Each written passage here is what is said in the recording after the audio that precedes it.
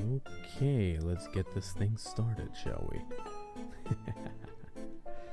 Hell, I'm not even looking at my own screen, so I don't know what I'm doing. Hello, everybody. It is I, Tori, the Demon Prince, here once again with a more relaxing type of stream. A stream we have apparently not done for more than a week now, so I guess it's long overdue, right? The type of stream we'll be doing today is an ASMR stream, which means that in a moment, I will be switching over my mic to just something a tiny bit more... Actually, I'm not switching the mic over. It's more like I'm going to be changing the settings of the mic to be a bit more intense, if that makes sense. Essentially allowing me for a, what do you call it? A slightly heavier mic when it comes to the sounds it will pick up. The idea being to catch up like the very small little tidbit sounds that you hear on the sides, right? The sounds like the touching of the brush, or the brushing of the mic, or even potentially, if we're very lucky, the like brush hitting a model and that making a certain type of noise, you know, because now I would have to hold it up really close to the mic to even potentially catch something of that noise. And what I'm going to be aiming towards is that noise will actually be picked up by the mic. The only downside is it'll also pick up more room tone, which is honestly what, you know, what ASMR type videos aim for anyway, with their high gain settings. But don't worry about your ears being blown out. There is always a contingency, in this case being the rather easy fact of the compressor being very aggressive on within the YouTube version, you know. I mean, within OBS, you know. So that's a compressor, so that we've been using since yesterday, essentially, and yeah, essentially since yesterday, will be there to mitigate any potential ear blownoutery. Ear blownoutery, that's not a word. By the way, Magical Kitten in the YouTube chat, hi, howdy, welcome. If we're lucky again, maybe cat noises. If we are lucky again, indeed, maybe cat noises. If my cat decides that she wants to visit, kind of depends, you know. I can't, what do you call it? I don't have full control over that. Wait, whoop. But potentially she might come here, you know. No screaming aloud is contingent. That's the contingency. Well, if I talk very loudly, there's also the compressor within OBS that and a limiter. So there is enough contingency to make it so that, what do you call it? So that none of these streams get too loud. I plan for that just a tiny bit. However, we also have our trusty energy drink of the day we're going to be drinking. And I will also be switching over into a full screen view, so that that you don't need to worry about this tiny box on the screen and looking at this baby little box. Look at it being all a baby box. Look at all its sadness and its existence and its being a tiny baby boxness and all that crap. No one has control over their cat, to be fair. That is also true, but more than likely in a bit, after I start talking more, what my cat is going to do is she's going to do that excellent little thing she just loves doing, right? Where she just comes to my window and starts scratching the fuck out of the mosquito nest because she recognizes that makes a certain noise that makes me come out all angry. But then she uses that as her opportunity to go inside. Yeah, I have no, like, big thing here. It's just my cat's an asshole. That's it, you know. But I love her because she is my kitty cat. And I can't stop it because, well, cat.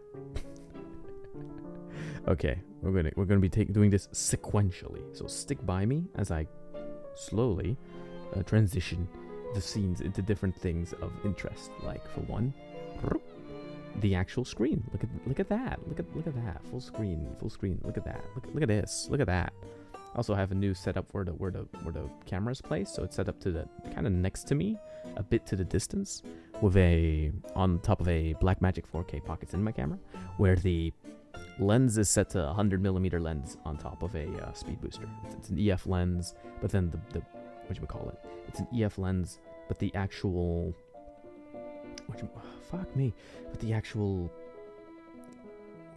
the sensor of the camera is a micro four thirds lens. On there's a speed booster that I think boosts with 1.75. Essentially what it is an adapter that allows you to adapt lenses made for EF cameras, 35mm cameras, and adapt them to the micro four thirds format. the nice thing on top of that is that essentially it allows for me to use bigger lenses, essentially, right? But not only that, because it's a speed booster, meaning that the light becomes a little bit more intense through it, it allows for the lens itself to kind of get a little bit of extra light, quote unquote, you know? So that makes the image a bit brighter, which is useful because, well, I have a few lights set up around me, but not that many. The one nice thing, though, is that I from what I'm seeing, the colors are really accurate, and that has to do with two things.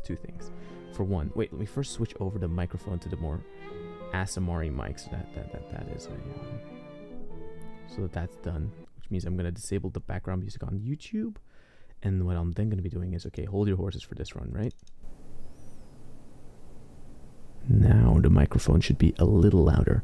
It's still within spec, meaning that it isn't like blowing your ears out. However, you should be hearing more of my environment. You should be hearing more the room tone, and you should be hearing more the essentially like the fan all the way in the distance kind of blowing on like a green screen that's there as a contingency not to whenever I would bump in my microphone, right?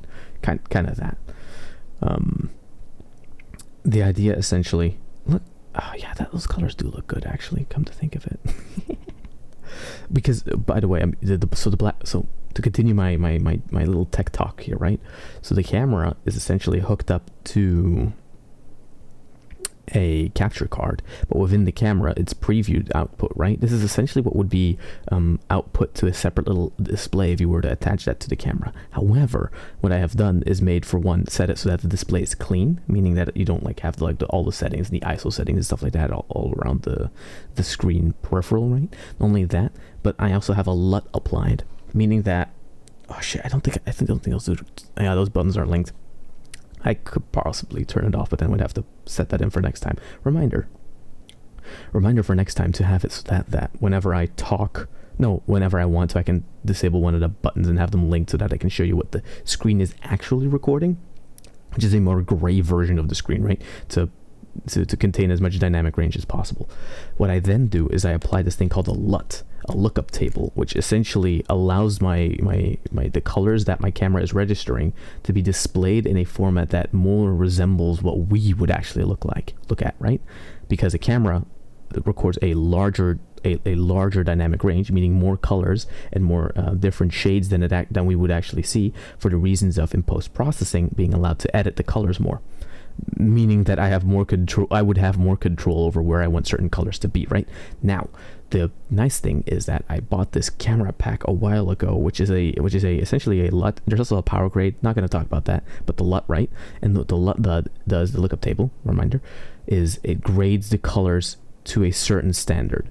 Usually people use this for to quickly emulate other movies or whatever the fuck, right? What I'm using it for is that the matrix of colors that have been calibrated within this lookup table, yes, this is the talk we're going to today, is that what they do is they turn the colors that the Blackmagic Pocket 4K natively has into something that resembles more the colors of an Alexa. There we go. That was all that talk was building up to, right? So that the colors that essentially my camera is displaying, it's not that the colors are Alexa colors, because they're never exactly true Alexa colors. However, they're very close. Someone that would look at an Alexa camera would be and look at those colors would be like, hey, that looks kind of similar.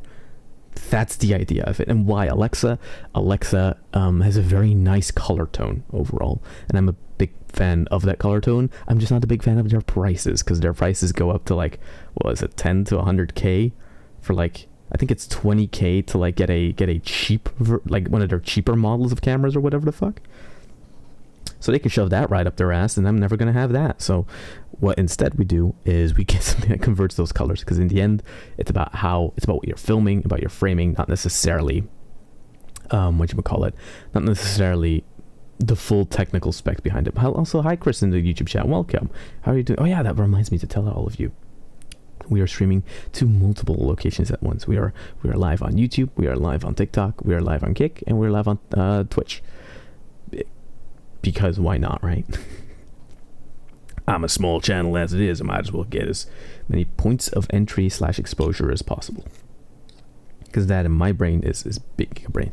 Now the reason I'm holding up this marine, right, is that this marine is technically speaking the furthest in its development. Wait, maybe I can zoom in a bit more so I can show it in a bit more. Okay, let's lens to 200. Now we're gonna have a very small field of I might call very small field of focus, so I'm gonna have to be very careful not to make it fully go out of focus here. The point is that this marine essentially is at a point where there are a few more extra highlights that would have to be done. However, for the most part, its shading is at least kind of at the place where I would want it to be. Now, mind you, I'm not a master painter, so these paints, if you compare them to like actual pro 40k painters and stuff like that, isn't anything necessarily that special. But, you know, we do, and we have fun with it, and that's the most important part. The barrier to entry nowadays is incredibly low, meaning that, well, get yourself a few paints, get yourself a few minis if possible, and other than that, let's get started. I'm going to be talking about the paints as we go through them, and I'm going to be also constantly looking up and like adjusting the camera's focus as to give ourselves a little bit more wiggle room. For one, by zooming a bit out and having a little bit more of my environment shown, and two, by constantly readjusting the, as you would call it, the focus, because that's the one downside of a cinema camera. Cinema cameras are made in the mind that in the idea that you have a group of people you're working with. Therefore, the idea is that you have a focus puller and not just one idiot wanting to use a cinema grade $1,000 camera as a makeshift fucking webcam to record him painting over expensive pieces of plastic. I do have a little bit of self-relativization here, but we're not gonna think about that too much. Other things we have, of course, because this is the ramble I do every stream, is we have a whole bunch of paints that we're going to be using. I will be going over them instead of just showcasing all of them. I'll go over them like as we go along. Ophi, I saw that message. What the fuck? No, bad Ophi. It is fine. It's all fine. You're tired. It's all good. Anyway, yeah. So join me. Sit down, relax, have your thing up in the background as I probably go off on 50 fucking tangents. The only downside is that sometimes when I look down at like my thing, I guess because my eyelids are half open, that the words that the camera my phone interprets it as if I've closed my eyes towards it. Maybe I have to hold down my head. That's weird. That just feels weird. What the fuck? No. I will also quickly, because otherwise it's going to be a bit annoying, I'm going to put my character a little bit more to the side so that I'm here. Don't worry about it. I won't go anywhere. But that I at least don't fill up the entirety of the fucking frame, because that's not what I would want. Why is Tori ASMR today? Eggs omelet, because this is one of those bi-weekly Tori ASMR streams where I paint things and don't feel like having background music. And I don't feel like doing just queuing up videos and watching those as I paint these, because honestly there isn't that much coming out nowadays. I think I'm gonna have to wait for like 2 more days before like videos actually start dropping from content creators I like watching. Oh well. No. Also, eventually, because we're going for like the more what you would call it, more of a retro marine style paint here. What I'm going to be doing on them is that the weapons, right, the big long cover parts of the weapons are going to be done in red. I'm just not going to do that today, because that would take a whole like diversion of although I could do them for all of them. I could just get it out of the way and quickly do it for all of them, maybe. Fuck it, let's do that first, because that way I can also test something I was looking at where it's like, hey, use a medium brush or whatever to do. Oh no, the medium brush. Use a large brush to like just lay down big layers of base coating. No, that's a shade brush. What the fuck? Oh god, all these goddamn brush types. Fuck it, we're using this brush. There we go. For this, we're going to be using We're going to be using a color called Mephiston Red. Now, for some reason, it looks kind of pink on camera, but that's just the light. Just imagine that that's the light and not whatever. I was asleep before stream. Maybe I should go back to sleep, or I'm already unhinged. Ophi, you can just stay here the entire time. Use the sounds of my tangents as sleeping noises. That's what they double as, of course. And a hydrate routine has been done in Twitch, so let's use that actually to start with the first true sense of ASMR. That is not just taking a brush and like caressing the microphone. No, our first set of ASMRing will be opening this fucking can. Yeah.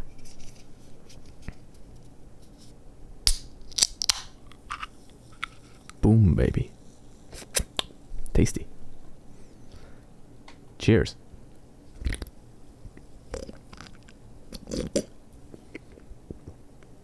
That was a lower sippy noise than usual. Interesting.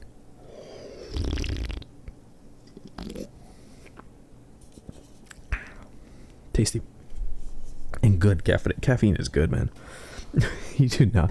By the way, I'm such a fucking idiot today. So what I tried for breakfast, right? Because I had an unhinged moment, was that I was gonna be interesting, and not interesting. I was hungry, okay, and I saw leftovers, and I was like, fuck it, I'm just gonna make them. So instead of just doing like, oh, I'm gonna eat some cereal or whatever, I was smarter. I took a cup of like Nissin ramen noodles, but they weren't ramen noodles, they were wok noodles, right? So they were a little bit different. And what I did was I took like steak I had over from yesterday. I cut it up into smaller pieces. I took a pan, basically baked the steak, like reheated a little bit of it just to give it a little bit more of a seared crust, and then used that to cut it up into pieces and have the sauce left within the pan, so that I can then essentially do the cup noodle thing where you put the water in. However, instead of just finishing by putting the sauce of the noodle within the noodles, no. What I did was I took the noodles, I then put them in the pan so that they like absorbed some of that steak sauce, essentially that steak gravy, and then proceeded to essentially have the steak and the noodles together. And then I did like the noodle sort of what is it? Not soy sauce, it's like a teriyaki sauce, I think, and put that on there, right? Being long, Tori, what? Tori use ASMRs to exercise, indeed. Okay, I'm gonna shake the red can. Literally may happen. Also, Ophi on YouTube also only tonight, so hello Twitch, behave yourself. Will they be able to behave themselves? No. You're making me hungry, stop it. So then, exactly, so Master Chef, indeed. So I did all that, then took what was essentially a just that setup, right? And I put that on my plate, and then I realized, fuck, I haven't had my phone. I went to go get my phone, went to look for it, found it, and then ate. Now the thing is, that was my fucking breakfast. I was already awake for 2 hours, by the way, at this point. So I could say I had a very hearty, heavy breakfast, which is probably good because I've actually not been eating a lot lately. I've noticed that like I only eat either once a day-ish, and then maybe like one snack perhaps, but for the rest I just haven't been eating that much because I just haven't been hungry. There's just no hunger, Noodles, I want noodles now. Chris in the YouTube chat. Don't worry. How's your vacation going? Hope that's going well, by the way. Oh, yes. Oh, about yesterday. Yesterday was interesting. So, yesterday we were playing Doom Eternal, right? And we encountered our first Marauder. Now, this is the weird thing. The encounter actually went better than I expected it to. I think the reason for that is just like, hey, I was already so like hyped up on the idea of encountering him that my body just went into like auto responses in having to deal with him. The reason why I was so scared for him is, and I kind of forgot it, it isn't necessarily that first Marauder encounter in the Ark facility. It is more the later ones where, as you might have noticed during that stream, some combat encounters get incredibly hectic with a million enemies like basically coming for your head, right? The thing is, the main strategy within Doom is to just kind of move around, you just kind of evade, move around, and use movement to your advantage. By the way, what I'm doing in the back here is I'm mixing the paint to water them down a tiny bit so that I'm able to mix them and not have too thick of a paint on my little mini. That's what I'm doing in the back here, so don't worry about that as I continue talking about my misadventures. Anyway, so let's bring that in here. There we go. Damn, that's a lot of things that get to be pretty focused, actually. Interesting. Anyway, Where was I? Yeah, so Doom Marauder. So it's not that Marauder necessarily that's the problem. It's that he has a certain tango you have to dance with him. And my main annoyance back in the day when Doom just came out, right? This is like launch patch essentially, right?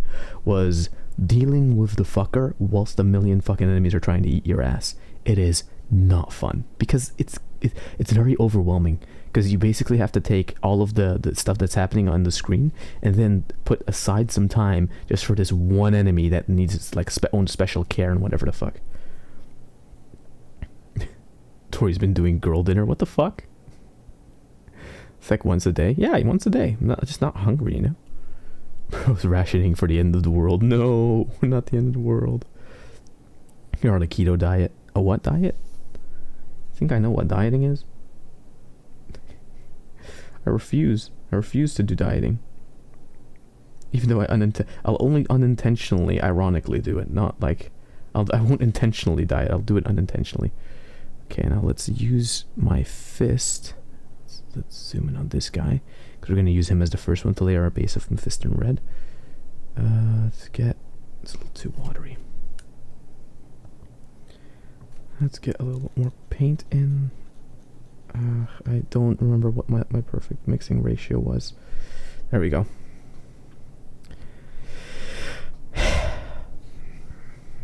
Okay, so where do I have to hold the character? I have to hold it like here. Okay. And hopefully we can get this thing done.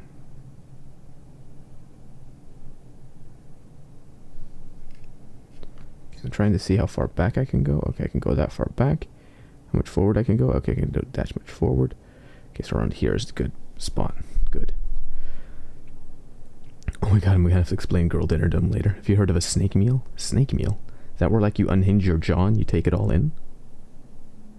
That's when I think snake and meal together in one word, that's what I think, because that's the way they eat, right?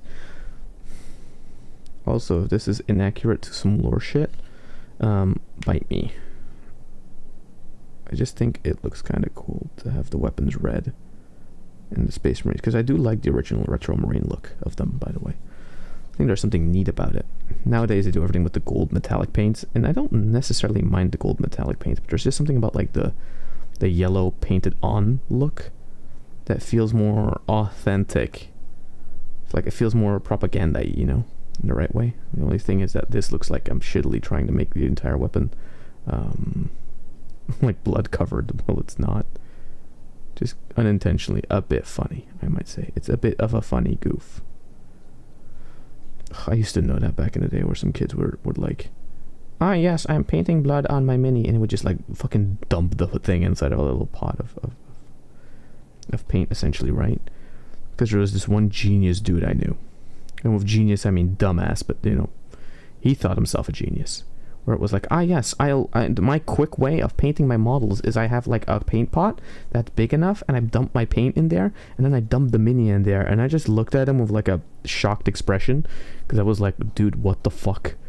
And he unironically did that. He unironically like face dumped his minis in his paint. They look like ass, by the way. He was surprised why he could never resell them to anyone, because everyone was just like, what the fuck, dude? To strip the paint off those things would take so much work. Or maybe not, actually, because if the paint dissolves in like big chunks, perhaps like the big chunky paint makes it come off all at once, and like a cocoon layer. Maybe I actually don't know that. He was a friendly dude, for the most part. Although he had his kind of asshole-ish, dickish moments. So look at that, you see? Like the red paint, it gives it like a third color on top of the yellow and the blue. Kind of helps it in a weird way. Heard of a snake meal? No one knows what a snake meal. Okay, I have no idea what you mean with snake meal, Ophi, in the YouTube chat. Saying Yofi in the YouTube chat. I say that, by the way, for actually to explain that weird tick, right? If you've ever wondered why sometimes after a person comments, I read the comment and then I say of the whatever chat they're in, it's essentially because of the multi-streaming. You in the VOD, if I read out a comment, right? Sometimes it makes no sense when I watch it back, because I'm like, wait, what the fuck? There's no like comment of that in the stream history, right? well, or even if, like, let's say a comment gets modded out or whatever, that also gets deleted, right? Me reading it out loud means that it is part of the VOD, which means I don't have to worry about, like, oh, okay, did I not read it out, or where did it come from? Not only that, but if I say of the whatever chat, that also subtly lets other people know, hey, there are multiple chats you can join. There are multiple instances of this stream, essentially, online running at the moment. So that's kind of the idea of it, you know? So now for a bit in rechat, I thought you were all talking about eating snake meat. No, not snake meat, snake meal. Ophi is apparently, she unhinges her jaw when she eats her things or whatever. Until I know what a snake meal is, that's how I'll interpret that.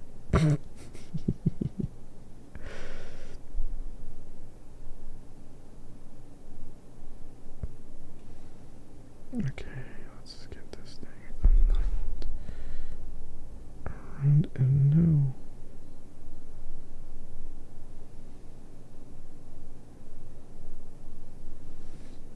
The only sad part is that I already kind of like put a little bit of highlighting detail on this thing. And I'm gonna have to like go over it with red and go over it with like fucking null oil probably again. Maybe I'll do that thing where instead of doing the entire thing in null oil, I'll try to like subtly do parts of it in null oil. So that does add an extra contrast, right? From a distance it just looks a little cleaner.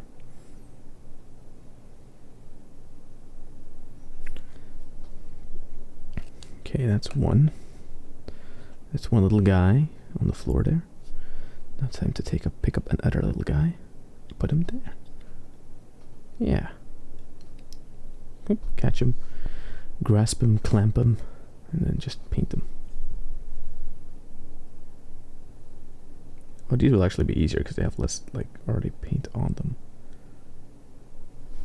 The difficulty is not making too thick of a layer of paint on this thing to the point where it whatever. Explain it, everyone ignored it. I think I'm crazy. I'm not going to cry. You're crying. It's like when you eat only one meal a day, but it's like 1,000,000 calories. Oh, like that. Oops, I wasn't reading it. As though I still thought Ophi was eating snakes on a daily basis. So that's the new deepest lore on the Tori channel. Ophi is actually a snake eater who eats snake eater, metal eater, snake eater. Ba-da-ba-ba. So Ophi is a snake eater who eats all the snakes. And then proceeds to yell about it or something. I don't know. Don't quote me. Hashtag source, trust me, bro.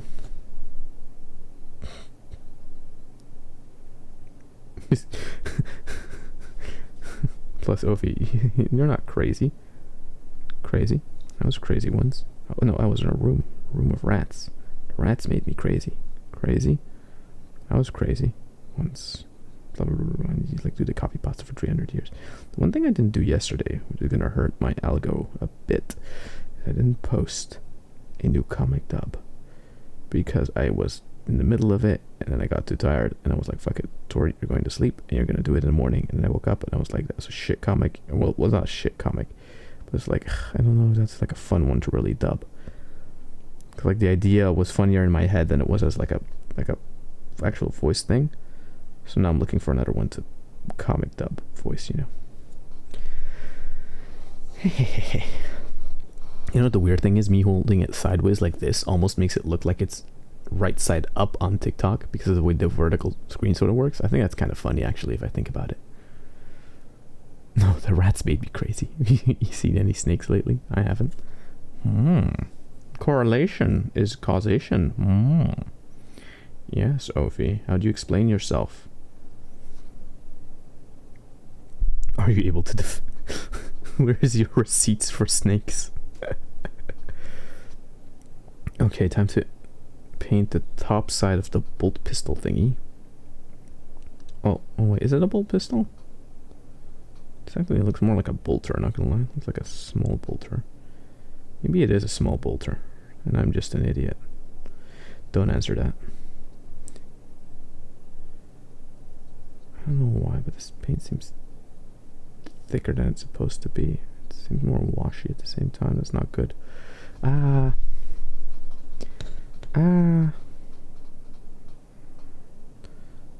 necessarily what I wanted, but oh well.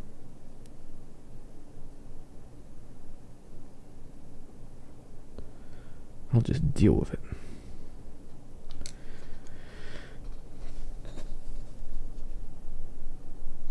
Oh no, but you're doing the thing wrong. Didn't you know that the Space Marines of that generation did have the blah blah blah blah blah blah blah blah blah. And you should actually be painting the helmets white if you want them to be veterans and blah blah blah blah blah blah blah blah. Don't care. Plus ratio. Plus didn't ask. It's like I'm the bigger Warhammer. Funnily enough, actually, I've only recently gotten back into Warhammer.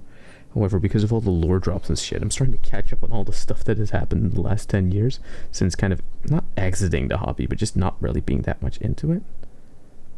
Not that I wasn't that much into it, actually. I played the games fairly much and stuff like that. I just wasn't that much into the whole mini painting and building aspect of it. And what happened essentially is that now because of what would my reasoning be? Disposable income plus need hobby plus it's kind of fun to do. I always remembered it as fun to do. That's the thing. Like Warhammer always was a kind of a happy thing to do because it was just very calming, and doing this for hours on end was like listening to other podcasts or whatever the fuck was always entertaining to me. That's how I remember 40K. 40K was like the thing I did in my early teens. Which sounds like the worst time to do it, but at the same time, nah, it was the best. Believe me, I went out as a European kid afterwards. It's not... I think, honestly, I might have actually preferred, in retrospect, looking back on it, right? I think I might have preferred a lot of my Games Workshop visits and gaming sessions there over the act of going out, because it's kind of boring and the samey here in this country. So, yes, get drunk. Not great. Lovely. You know, the great teenage experience of, yes, how do you go out? Yes, you first proceed to do a pre-drink, and then you proceed to get drunk off your ass. It's like, yes, the least fun thing kind of to do. It depends on your friend group, of course, but like, I don't know, never that much into it. Eep. I'm fucking doing that thing again where I'm like holding the character far away from the microphone because I'm trying to hold it up so I can paint it. Okay, wait, let's just very subtly bring the camera. Bring the camera up subtly. Moves it like a fucking yeet it up all the way. T must be tangenting then. Don't overwork yourself. Lovely beans. What? Somebody's been eating it. It was me. T must tangents that up to my room. What? Just being an idiot makes you in a smart way. Yes. Being an idiot does make me kind of smart in a weird way. You doing fine? Thank you, Pun and Dazer. But I can't read names in the TikTok, in the not TikTok, the Twitch chat. Fuck me, I'm doing well, it's like Terminator. Ah, okay. The Pawnator. The Pawninator. That sounds like, that reminds me of like those gamer tags. Like the Call of Duty lobby gamer tags a little bit, sorry. Those were the days. Not that those were actually fun games to play for a very long time, because I got bored with them very quickly, but the point is that like the idea of them was always fine, right? Also, did you guys know? Time for a Tori goes on weird tangent again. Laughing. Your model is blocking the miniature. Fuck! God damn it. Thanks, Sophie, in the YouTube chat. And I just noticed it as he said that. Okay, wait. Let's just move you sideways. There we go. Ha ha! Welcome. Thanks for the follow. Hell yeah. Don't forget, if you get an ad, be quick and head to use the exclamation point YouTube thing to go to, or just scroll down on my profile page to find yourself on the YouTube channel, where you can also watch the stream in higher quality if you really need that 1440p look instead of, I think Twitch is running at 1080? Yeah, Twitch is running at 1080 indeed.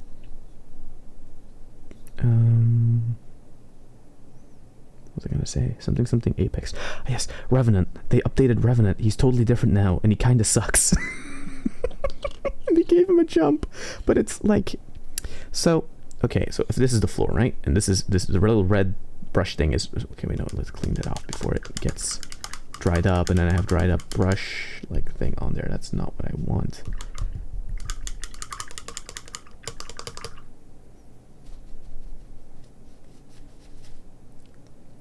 Anyway, so let's say this brush with a vague discoloration on it is Revenant, right?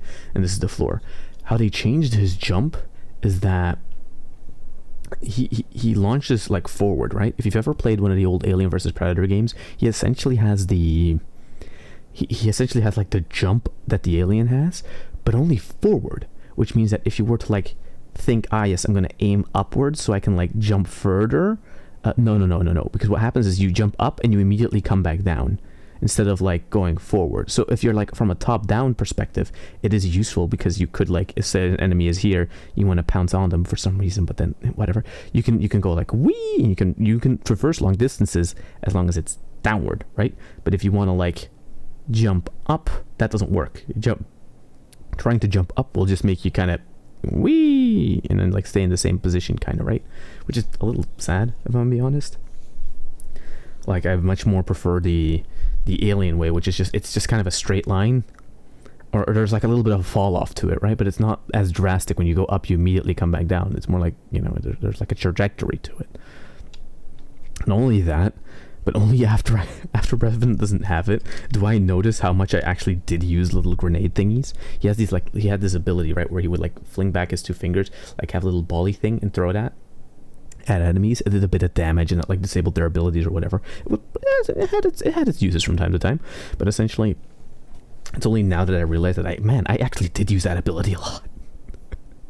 Which makes me feel bad, because it's like, fuck, man, I didn't know that was like such a thing I actually used a lot. God damn it. Big sadness indeed. Back to taking more paint and every time like checking it on hand to see like, okay, is it watered down just enough? Yes, it is. And then we're just base coating red on top of the blade. I should have done this just way earlier in the process. I was kind of putting it off with the idea of, do I really want to do this? And I inspired myself by looking at some artwork from people that painted their minis in like the retro marine sort of style, right? And yeah, it does look pretty neat. So that's why. Not only that, but it also adds an extra color of contrast to my marine. Otherwise, it's just kind of yellow, blue, and gray. Whilst now the red also feels like an extra point of detail, making it a 4-color sort of mini, which is neat, I think. Did I just say that earlier? I think I did say that earlier. If I repeat myself, I'm incredibly sorry, but that is just the way my head works sometimes. Sometimes because I'm focused on thing, brain do not register what's said, therefore repeat head. Repeat head. Fucking clown. Anyway, eep, eep, eep.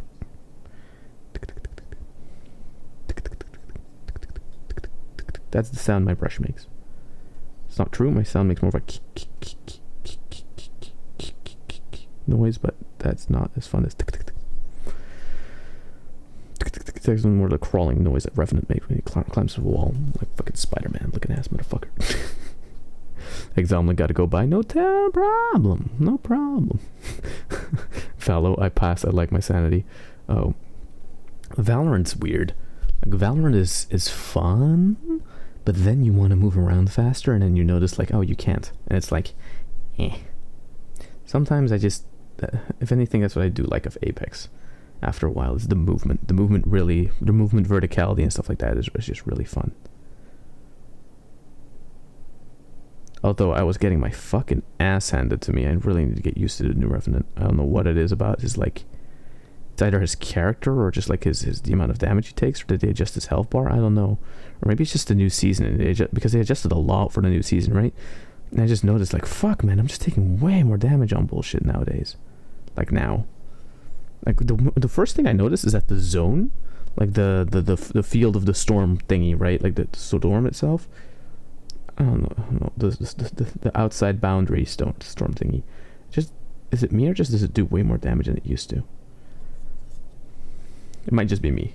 Don't worry about it. It might just be me, but I've noticed that seemingly, or it feels like it does more damage. There we go.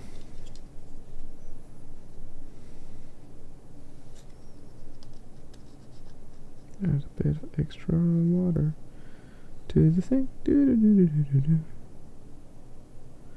Okay, that layer of paint's a bit too thick. I need to watch out with that.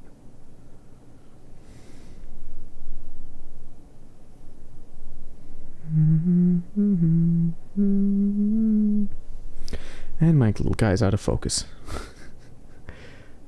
Oh, god damn it. I need to find like that perfect distance from the camera, where I'm just kind of constantly eyeballing it and like looking at the, whatchamacallit, at where I'm painting him.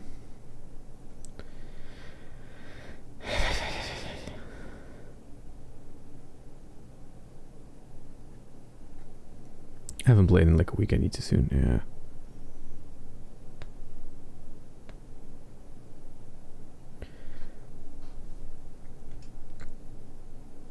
Eep.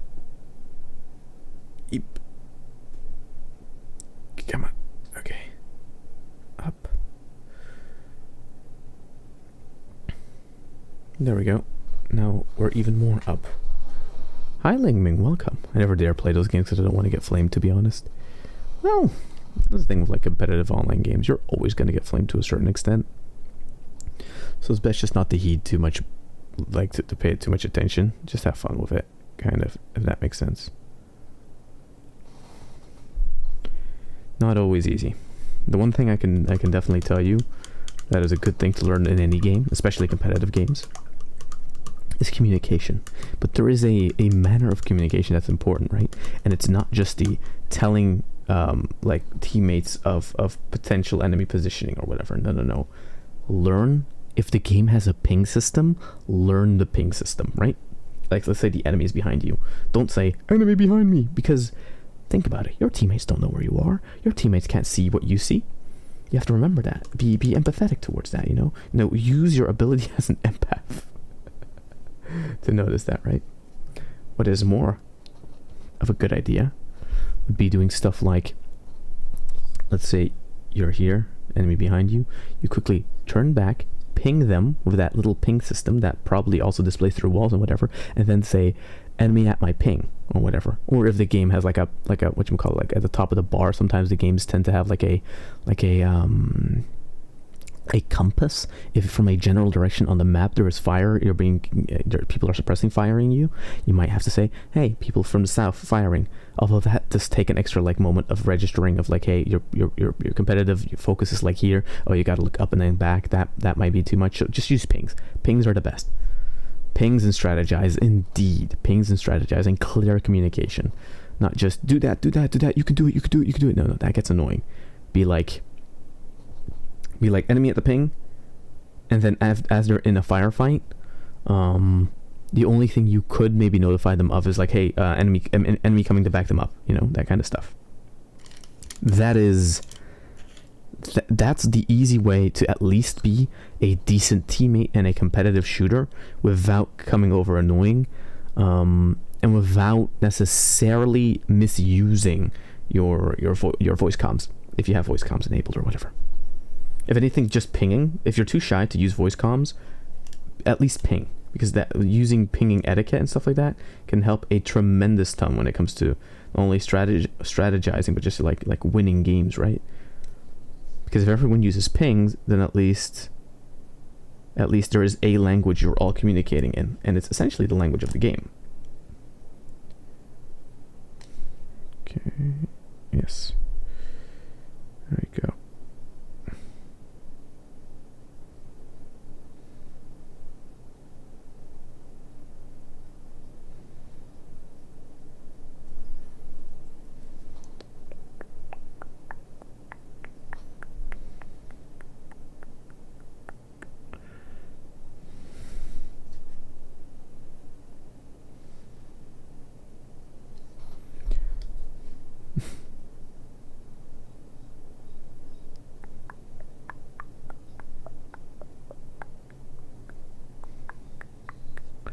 Yes, pings and strategize. But yeah, Li Yingming in the YouTube chat. Welcome, by the way. Hope you're having a great morning. It's just more ASMR painting these minis, so don't expect a great deal of screaming or whatever, because we're not doing that. We have a contingency for that as well. We have the compressor within OBS set so that the voice, what's it called? The voice bar doesn't exceed a certain level of loudness. Did you know that YouTube apparently also compresses anything you send to it? After, I don't know if it's after a live stream though, but like YouTube has a normalization. It kind of applies to every video. If your video is too silent, it doesn't tend to do it right. But if your video goes over a certain what do you call it, level, it tries to push everything down. I didn't know that. Very annoying, because that means like, hey, you actually have to make your video just loud enough so it maybe compresses it down just a tiny bit. But if you make it too silent, the thing might just be too silent. Tori becoming an ASMR legend. I do love the hype, but let's be honest, like I am nowhere near the true ASMR, not only artists, but like great channels that do it, which in my opinion are like if you want to find them easily, go to TikTok Live, just scroll to the live tab and just scroll through them, and eventually you'll get recommended them, or at least I did. There's a few good ones I like to watch, not gonna lie. There's also a few people that like I didn't know I would like to watch, but it's like, oh shit, actually this is really entertaining. Like who would I say I like watching on the thingy? Like for example, Miss Chalice. It's this lore play channel on YouTube who does Elden Ring content, mainly Elden Ring content. Also like just one general from soft content, right? But also different games. And what she does essentially, she like cosplays the whatever character she's talking about to a certain extent, or like something topical to the game, and then does this like lore talk about it, which is like synthesizing the information that people have already probably figured out in a lot of videos, like in the Fadi video videos. But she like reiterates them with her own kind of like emotional delivery, and they're very entertaining to watch. They're very fun. I like watching them. They're very soothing. She also just kind of has a really soothing voice. Those NPC live streams on TikTok scare me. Okay, yeah, those are creepy. I'm not talking about those. I'm talking about actual ASMR streams, not the ice cream my ass. Yeah, ice cream my ass. I'm not talking about those videos. Okay, those are different. I'm being a little bit too disparaging here. Even those people are just following a trend, right? Just following on a hype. What did I say? I could have just been civil about it. Why did I have to go there? I can't laugh too loud because then I'll blow out the mic. Ice cream so no. Fuck's sake, Tori. God damn it. The point is, those they're not ASMR channels, those NPC live stream channels, they are a bit creepy, but I get it. It's to get the bread, you know. You can respect at least that aspect of it, where it's not a it's not with like there's not an art behind it until about 2 to 3 months from now, when we'll get those channels that are like whatchamacallit, they're like ironically doing it, and they're like changing it a bit by doing like their own twist on it. Once we get to those, like that stage in this like life cycle, and then people will start doing it like ironically and shit, that's when we know we're getting the good content out of it. For now it's just a trend, but soon brothers, we will get a more artsy filling in version from it. No, Tori. Favorite Legion in Primark, and why? Sriya in the YouTube chat, favorite Primark, I don't know. I kind of like the story that apparently came out about Angron recently, which is that, so Angron is, as you may guess, the leader of the Primarch of the Word Bearers, and he is a very, very angry boy. Go figure, right? So Angron, the angry boy, the adoptive son of Khorne, as I'm going to call him, is an angry boy who is fighting something, and he's constantly in pain, and therefore he constantly cries out to the universe. And then I think either he died, or like Khorne put a curse on him, but like a good curse that's like every time he gets felled in battle, he gets like 7 days, 7 hours, 7 minutes, 7 seconds, 7 whatever the fuck. I mean 8. Fuck 8 because his favorite number is 8 of rest, meaning that he gets to basically take a nap. I think that's just kind of wholesome. That and Korn apparently getting off his ass to actually help him with something, which shows he cares to a certain extent. You know, Korn's not a bad guy. You want to work. I don't know. At least Korn just kind of has honor and respect. Not like Zinch, who's an absolute dipshitter, or Slanesh, who will fuck you silly. Oh, will fuck you up silly. I don't know, maybe Slanesh isn't too bad to work for. Nurgle is also not fun. It's like, yes, you get to basically not feel any pain. Existence is good. It's kind of stagnant, kind of ambitionless. It's kind of sad about it, right? You'd think I'd like Zinch, but no, Zinch is just too much of an asshole. Lord of Change. Good evening from Canada. Tiniest of travels. Welcome to the Twitch chat. How are you doing? Welcome to my channel. I am the Demon Bread Story. And I am painting my little figures. I'm not gonna lie, I actually very much prefer just like giving these characters the red weapons, right? Because not only does it like add more intrigue, but like let's say the shield, right? Look how much more dynamic it feels with like that extra color breaking it up, right? It feels clean. I like it. I'm actually a fan. It's not the most saturated color yet, but that's okay. You can just add an extra layer to it over time. We're just doing a simple layer now, and then later on we'll add an extra layer. And even if I sometimes paint a bit of the lines, that's fine. We'll fix it over time. We can fix them. So I just thought that was kind of wholesome about Angron and Korn. Did you know I just didn't used to like Korn for the longest time, but not because of any good reason, just because I thought the whole motif was a bit boring. Ah yes, red blood, your red blood. At the same time, though, once you learn more and more about it, it's like, for one, orcs are very fun, and like honestly, the armies I used to think were just too simple back as a kid, nowadays I've grown much more appreciation for. Because like a lot of the other armies are just a little too edgy for my taste. Okay, wait, you can't see this. I'm quickly making one edge dark. I mean red, because I just can't reach it otherwise. Wow.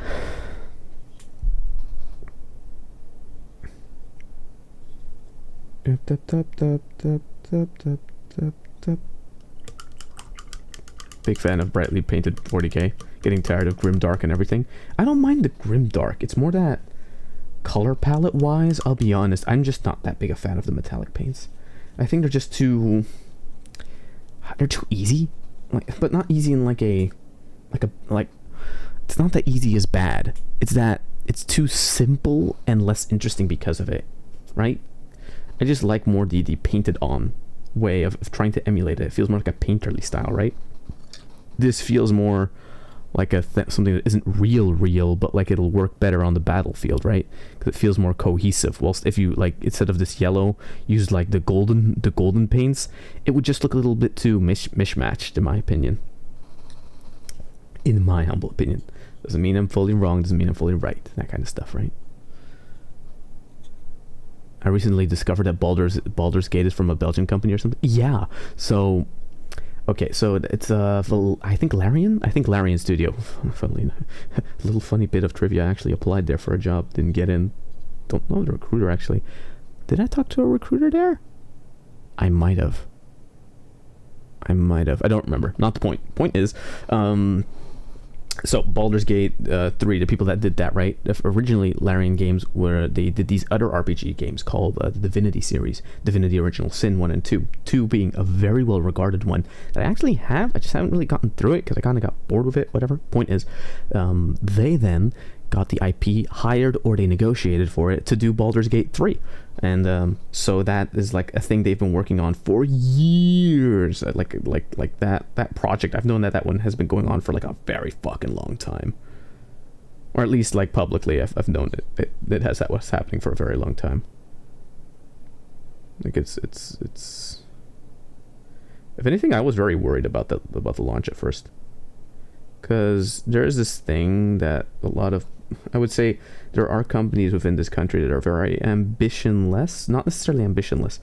They don't really have the vision for anything. They just kind of want to make games because they see it as like yes, quick money, because it's the biggest industry when it comes to like the entertainment industries, right? But it's not necessarily like, you don't get it. You need to have the right sort of passion for it to make a good game, in my opinion.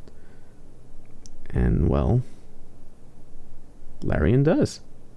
They really know what they like to do, which is like those very like deep MMO, not MMO, very deep like D&D style RPG games.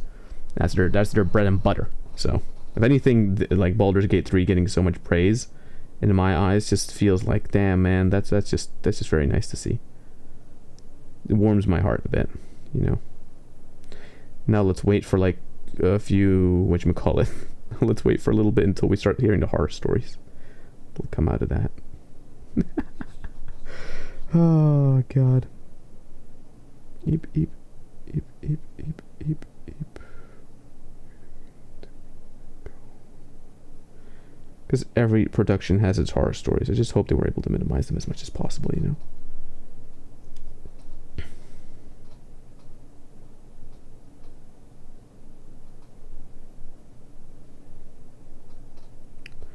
Wait a minute, I'll catch up with chat in a bit. I'm very sorry.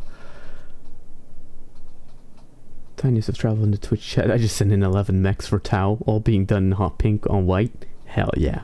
You can make it look good. That's a nice thing, right, about the paints and stuff like that, is that they do allow a lot of variety and freedom, where if you can just kind of make it look good, people will generally accept everything, right? And the people that are like, oh no, you can't do that because the Tau would never have those colors, or oh, the Space Marines would never have those colors. It's like, shut up. They're pieces of plastic. I can paint them how I want. Piss off, you know? Although you would want to strive for like cohesive design and it looking as pretty as it can be. Like that's always like preferable. Okay, sorry, I did not. Someone Angron died. I find isekai manga about the man reborn as a villain of an NTR manga, but when he tries out to NTR the MC of the manga, the heroine falls in love with him and he becomes her manga romance. Ling Ming, what the fuck? Give me that title though. That does sound kind of funny. Again, there is only one. There is only one true good isekai anime. It's called Konosuba. It's the only good one. If you say, oh, but there's also this other one. Your Cope. Those aren't great. Those are just bearable. Okay, if I make it go farther, it stays. Okay, I just need to be like that, I guess.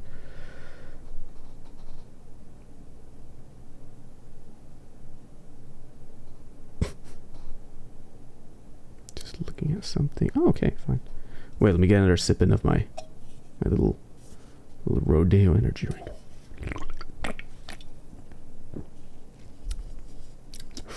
Thank you for the hydrate, Rudy. Tinies of travel, one Tau hint that mind control over the masses. I really like the idea of utilizing that idea in the same way we did back in the day. Gladiator arenas, god. True. Apparently the Tau do have some like mind control shit going on for the ethereals, right? It's kind of hinted at. They don't necessarily like say it out too loud. Anyway, wait, Sri in the YouTube chat, what are you saying? So he punches so hard that Korn also punches at JoJo stand style. They shattered the planet with the Anger Man was on, killing him, and for an instant, Angron was at peace. He was also no longer angry. Yeah, and then they just revived it. But then Korn brought him back, restoring his rage and through that his depression. Oh, big sad. Belgium actually bringing some good stuff to the world. It's not to sound too cynical, but like that's one instance. Be happy like the one anomaly happens in 1,000, right? Because this country is not generally that great when it comes to being well perceived on the world stage for its cultural exports. Let's put it that way. Oh, they've knocked out Baldur's Gate 3 out of the park. It's pretty much seamless to play. It's a seamless way to play D&D. Great voice acting, nice world building, and solid characters. Okay, that's actually very nice.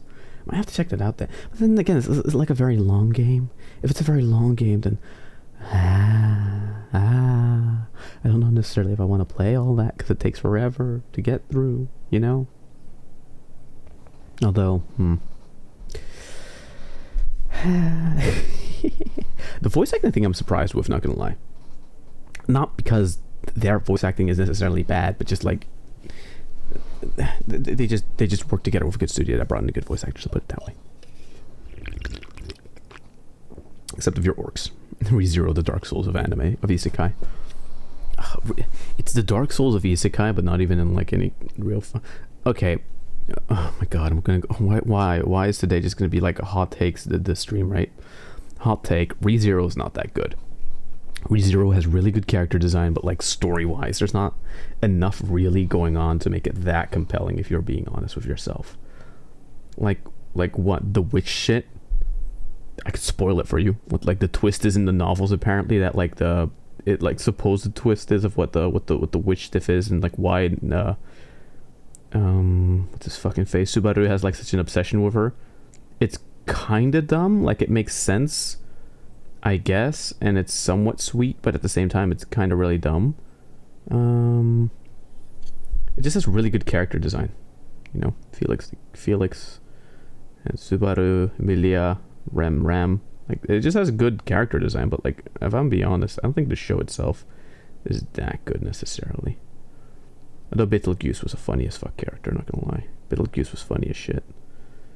And that voice actor just delivered it, like knocked it out of the park. If I remember correctly, the voice actor for Betelgeuse from season 1, I think is also, if I remember correctly, right, is also the voice actor for Kirito from Sword Art Online.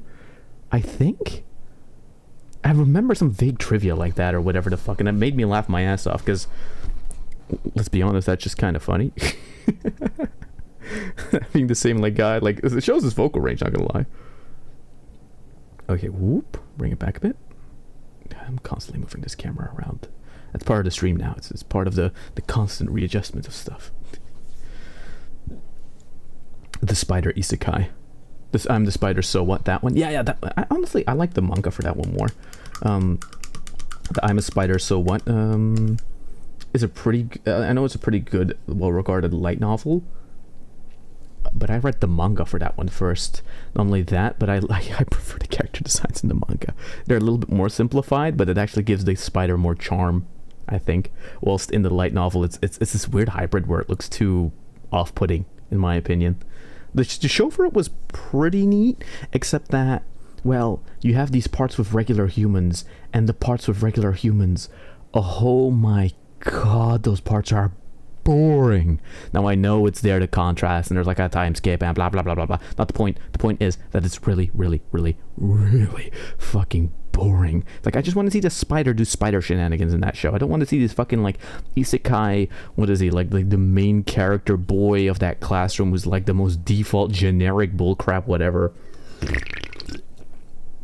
do his whatever bullshit. He's just so mid, and it really drags down the show a lot. Oh god. Yeah, no. Spider-Man into the Spider-Verse. No. That's not an anime. Except, is it though? Penny Parker might be an anime if you think about it. In the end, anime just means animation anyway, so it's only because the internet has decided to kind of subcategorize it in its own little box that we consider it not the same thing. But that's a discussion no one's ready to have, you know, so. Plus, calling it anime just seems easier because you easily know what we mean with that, you know? The Japanese anime with the characters that look like weird alien things. Proportion-wise, right? Like me. But in a good way. I mean that in the least bad way possible, if that makes sense. I like Shield Hero a lot. Shield Hero, people really gravitated towards that one. I didn't think, again, here we go with the here we go with the isekai talk, but like isekai anime is just not that good. Even the Shield Hero one's not that great, right? Like the only thing it had going for it was kind of like this intrigue about the guy getting like falsely accused and shit, but even there, that's like, it does that anime thing where everything is just kind of the result of people not being able to communicate well, which I know is like the main point of drama for 99% of shows on the planet, but then again, it gets a bit tiring after all. I liked Overlord. That one was fun. But only because it appealed to a very specific demographic of dumbass chunies like me. it was targeted at such a specific niche of like, oh god, the music is just so great, and Big Bone Daddy surrounded by like monster girls is just kind of a funny genre in my opinion, you know. So whatever, I liked Overlord, but then again, still not as good as Konosuba though. Konosuba is the best show. If you haven't watched it yet, if any of you haven't watched Konosuba yet, then after the stream, go ahead and go on, well, I think Crunchyroll has it, but I mean, what other sites are you going to use, right? And just watch Konosuba, and then just watch from season 1. It's good. Believe me, episode 1 might be a bit slow in the beginning, but like just take it with its strides, and it'll hook you in no time. So Sunny Tiniest of Travelers, the flayed fodder minis, and because in the Twitch chat, I'm sorry that I may be ignoring you. I was just kind of focusing on the YouTube chat since there's a lot of stuff happening there. But also welcome, by the way, and I hope you enjoy your stay. Thank you for the follow. Okay, so all the drones that follow my Tau mix are broadcasting to billions, showcasing the ammo readouts, accuracy, skills, and dystopian minds. If you don't work for the greater good, you entertain a greater good, and you die for the greater good. Well, that's the thing, right? The Tau are just kind of naive. Like, yeah, okay, they'll shoot everything to shit, but like, you know, close combat, motherfucker. Say that shit when you get up close. This is why you don't get any respect from Korn, because they're like, bro, why are you shooting from so far away? Get back here. I want to smash your face in with an axe, you know? You need that. I have awoken. Yes, indeed you have. Thank you for the follow, Flayed Fodder Minis. Flayed Fodder Minis. Flayed Minis. Blech. Hey again. Hey, how's it going? It's going good. I'm getting through, slowly painting all my little guys. This is part 5 of this like series of me painting these guys up to look somewhat half decent. I bought this starter.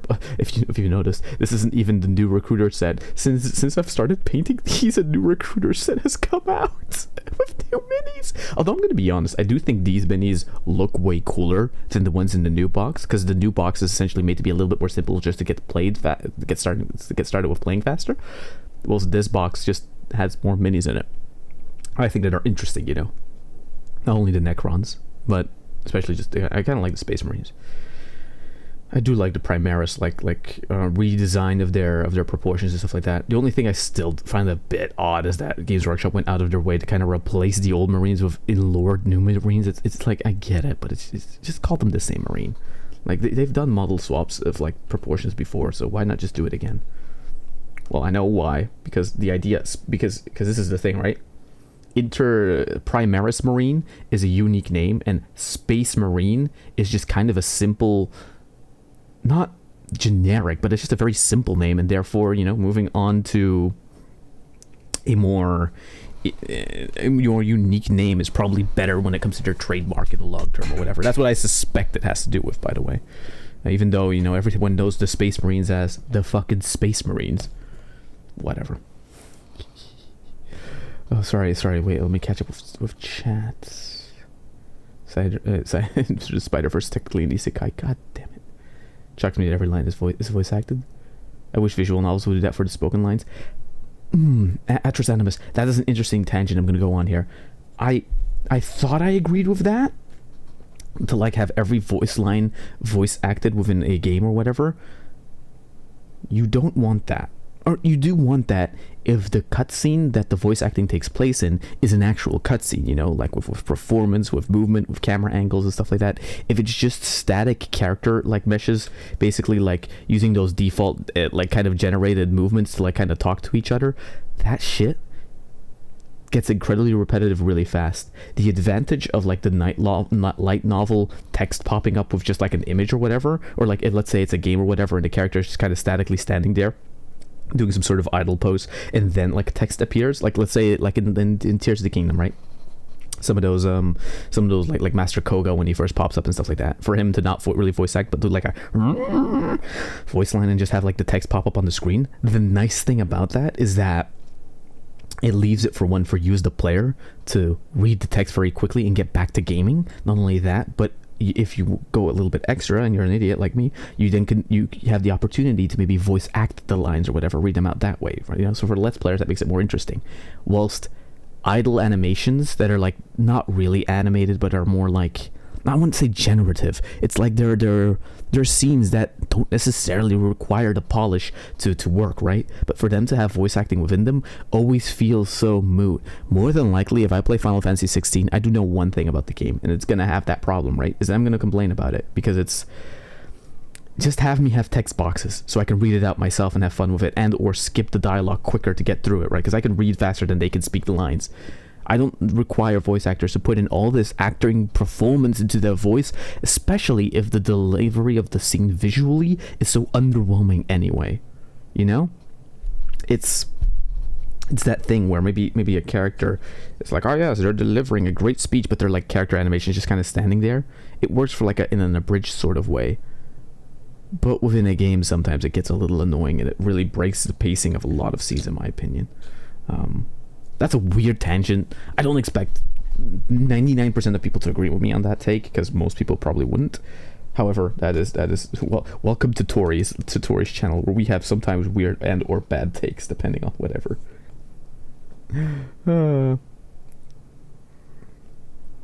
There's this well-talking sword isekai, the vending machine isekai. Oh god, there's so much stupid isekai. So many isekais. Everyone hated the human part of I'm a Spider, so what? No, indeed, because it's bad. But it has to be adapted because it ties into the story later, right? So you're just kind of forced to sit through it, but it's paced so terribly. Like, at least make it, like, give me just an abridged version of it, right? Like, just give me the quick rundown. Everyone knows what, like, an isekai, whatever. It's so generic anyway. Anyway. Also, the Flayed Father Netherrear. Welcome to the YouTube chat, the superior of chats. There's also a full channel you can follow and subscribe to, with a lot of edited content. If you're a fan of 40k, which I suspect you are, as you're I think you're harkening back to Flayed ones. There's a lot of comic dubs and stuff like that I've posted first on the channel, right? So you have the other parts to look at from like the stream, but also you have actual edited content you can look at and take it, like, if you are feel so inclined. Wait, I'll have to hold it. I keep holding it closer to like the focus point of the. No, here I need to be painting here. God damn it.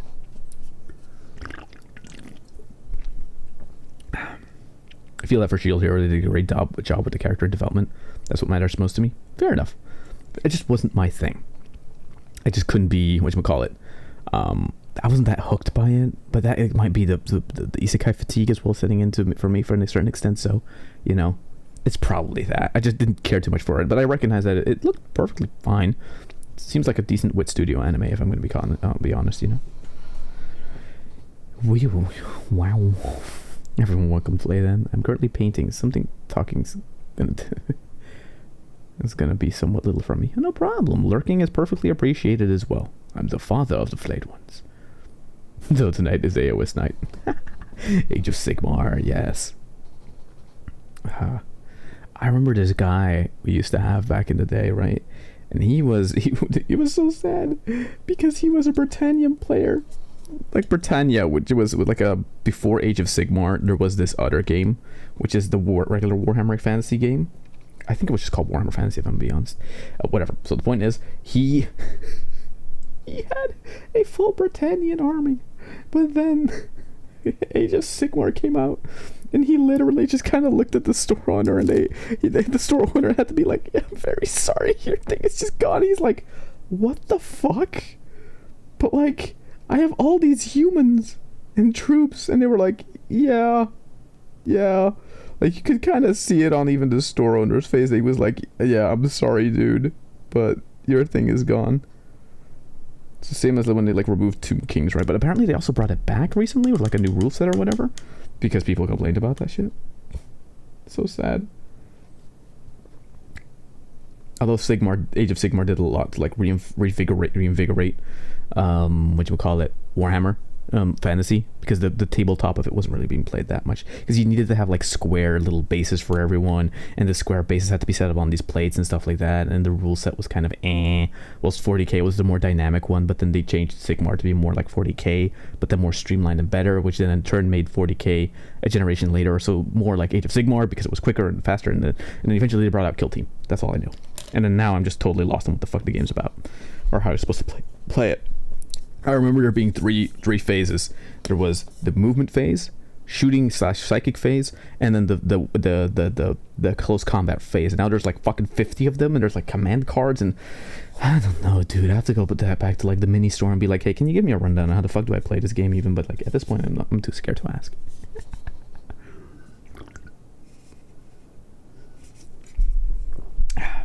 For the voice acting thing, I just think about having dead air for a lot of Persona, and with hmms for hundreds of hours. Yeah, I can see how that gets annoying as well. What you end up doing is you just kind of like read through lines quickly, right? You read through the lines quickly and just kind of press the skip button. It's just like get the gist of big dialogue boxes one for one. So that makes certain scenes not that, what you call it. It makes certain scenes not hit as hard. The downside is, imagine a game where it's still the static characters where they would do just but instead it's fully voice acted lines, meaning that you see the full dialogue box, but you have to like wait until they're done reading, but they all read so slow because the voice actors are trying to put forth a performance, right? But sometimes a dialogue scene is just a simple quick exchange of small information that doesn't feel too vital, so it's like, why are you making me sit through all this, right?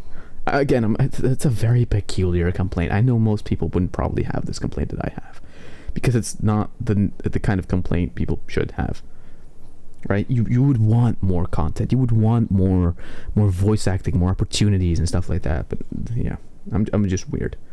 Let that be the conclusion. I'm just weird. Okay, so I'm gonna move on to the next character, and what I'm gonna do, well, the next character being the first character we painted, is I'm gonna be honest. I actually don't feel like applying null oil to the. Although it would make it more cohesive for the rest of the models. Do I want to put... Because I would just be putting null oil on it just to put back the red on it. Fuck it, let's do it. To keep the consistency going of her. Or maybe I should do the eyes. Just to have all of them have like little... Wait, what do you call it? Wait, let's hold up the camera. Eep. Eep. Oh. Just to have all of them have the red eyes. Just so that's like done. Oh. Just so that's all done. Okay, I'm gonna put the red eyes on them. Fuck it. Guess I'll do that because I still have a tiny bit of red paint over, so I might as well use that to like do the eyes. Yeah. Okay. There we go.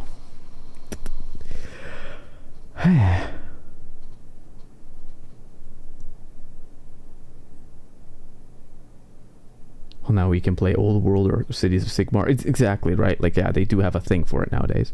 There are a few Goblin Isekai if I recall. There's Goblin Slayer. There's... Apparently Goblin Slayer's having a second season at the moment. Might want to check that out, actually. But, like, the only anime I've been checking out this season is the one with the Demon Lord level 1 room, whatever the fuck. It's like a guy, right, who 10 years ago with his buddies defeats the Demon Lord, and 10 years later the Demon Lord awakens to be this little girl. It's basically Uzaki-chan season 2, 3. No, not really, but like it's the same voice actress, so it's noticeable. She has a cute voice, so it's all okay. Anyway, the show is just about him being like a kind of a lazy bum, but then again, throughout the show, you're starting to get more of the sense where it's kind of just this guy that really had a falling out with everyone around him, but also doesn't want to bother anyone. So it's one of those, you know, neat, stuck in his house, trying to get him reintegrated with society to a certain extent kind of shows, which is they're usually kind of heartwarming and kind of fun. It's also kind of a romance comedy, so that's also usually kind of on the fun side of things. No, that's that shitty starter brush. I don't require your an S brush. Yes, there we go. Very small brush. 40k sort of awful with rules bloat. Saint Celestine has like a single page full of text for all our rules alone. Even with her battle scribe, it's cancer keeping track. So 10th edition is just soulless. But 3rd edition AOS, I could literally play with an army of skeletons that come back when you kill them. In a cooler way than the Necrons. It's like Tomb Kings? Wait, they brought Tomb Kings back? It's I don't know, I haven't checked out the rules for 10th edition. For me, it's like, there's just too much rule bloat going on. If anything, it's like the whole, like, oh, we sell, like, the cards and stuff like that. No, we have the command points and the command formations. I think, if I'm gonna be honest, I think it was around when command points were introduced 10 years ago? 7 years ago? 8 years ago? I think that's when I quit 40k, because I was just like, oh, this just seems like too much. Or I especially know just not getting back into it because of that. You know what game mode I very much like? I don't know if it's still out there, but I knew when it first launched, I played it a bunch, actually, right? It almost actually got me back into the hobby. Kill Team. Why? You need one box to play it. You make one box of character. I had like Drukhari, right? So I had like a Drukhari witch kill team. And that's all you needed. One box of characters. So fun. Like a one box of characters, very easy entry. The rules weren't bloated because they were all troops, so they didn't have that many special rules, right? Wait, you know what I'm gonna do? You know what I'm gonna do? Oh my god, I know what I'm gonna do. So, as I'm gonna quickly set up these guys, I'm gonna go get my kill team box because I still have it. I actually got the fucking kill team box when it came out. I'm gonna show you guys because it's pretty cool. There's 2 Tomb Kings in AOS. It would be Nagash. Oh, Nagash and Akram. Oh, okay, neat. I know Nagash. Nagash is a fucking awesome model. Okay, give me 1 second. 1 second. 1 second. 1 second. I'm getting the box. Don't worry. Don't worry. Don't think your streamer man is dead. He's just getting his box of kill team that he put somewhere in his fucking room. Where the fuck did I had it here. What the hell? Yo, no, you gotta be, there we go. Got it. Got it. I have not touched this in years. Okay, so back to being silent. Look at this. Look at this. Look at this. Look at this. Look at this. Look at this. Damn, this box is dirty. Look at this. This is the kill team box. I still have it. The original when they came out. Isn't that cool? Isn't that cool? Okay, I think it's cool. Fuck off. But let me open them. Actually, I think I haven't opened this in like over a year at least. Alright, so let's see, right? Me and my friends have been playing one-page rules, which is the opposite of 40k. It's just too simple and lacks spice. Most armies don't stand out and are unplayable. You need to have this healthy balance, right? Between... I think it's honestly the biggest mistake for a lot of like 40k games is that like it's not necessarily the rules that are too bloated. It's that you need this balance between the game running at a fun, quick pace, but also they're feeling like there is urgency, which is why objective-based games I think are always the most interesting. Just having two arms, because one thing that like in my time a lot of people just like to play with like annihilation matches where it's like, ah yes, just kill the most enemies, but it's like that's not interesting because then you start playing. Then you start playing Necrons where I just have my monolith in the back and I'm like, yeah, me and my troops are just gonna sit here whilst you try and rush me and we're just gonna blast the absolute tits out of you, because you know I'm just gonna bait you with like a few small squads into going into combat and then run away to shoot the shit out of you, you know? Annihilation matches aren't fun. Matches with objectives are. Oh god. Okay, this started off as an ASMR painting stream and now it's turning into a deep dive into... What the fuck is this die? I even have the dice for them? Damn, I didn't know I bought Drukhari dice. I did, look, I bought Drukhari dice. 5. I got an arbor save. Me and my... the background yelling woke me up, that's what's happening. Oh wait, it was loud? Sorry, Ophi. He's unboxing his old stuff, yes. Well, I haven't actually seen these in so long, bro. Bro, look at this. One of them isn't even painted yet. I don't think these are all completed, by the way. Like, look at her. No, you can't see her shit. Focus. There we go. Look at that. Like, she's still unpainted. Look at that. Look at this. Look at this. Tried to make them all kind of similar, I think. What I very much liked was like what I liked about Drukhari, right? Wait, let's get that in. Let's get that in here. Let's put him back there, so you at least have like the monicum of like this being a fucking painting stream. I like that Drukhari had so much variety. What I think I liked about it was just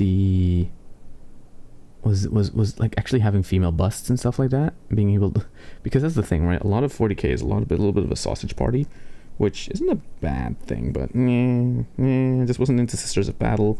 And Games Workshop has this thing where at least the way they paint their models on the site, right? Technically speaking, their sculpts are like pretty neutral because they're all empty, but like the way they sometimes paint some of their models, they make females look really ugly.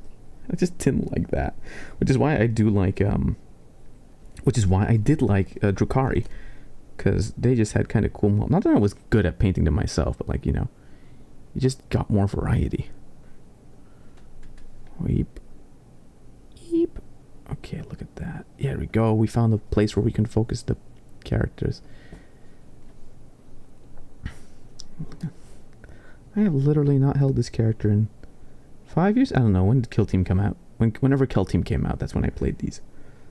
It almost got me back into the hobby, but like it didn't stick. I played like 2-3 games and I think I got bored or distracted, or another game came out that I actually did like playing. Oh, what the fuck? Where's her... Wait a minute. Oh no, look, so this was my genius, right? So I knew, okay, these are such dainty little models, right? They're so dainty. Oh, they're so dainty. So dainty. Whatever am I going to do? Oh, this dainty little model. What? Oh, wait a minute. Their arms.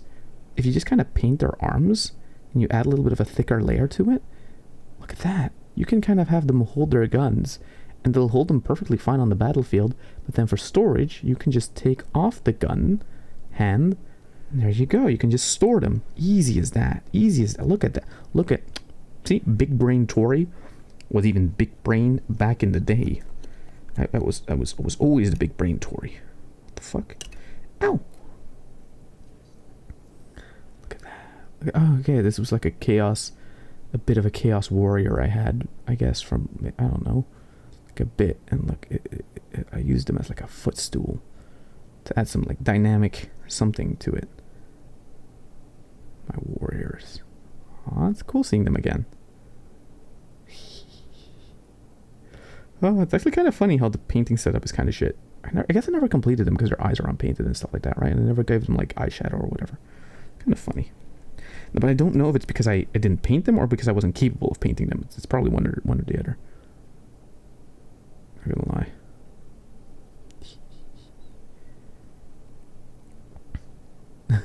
I will not be in the land of the living long, I think.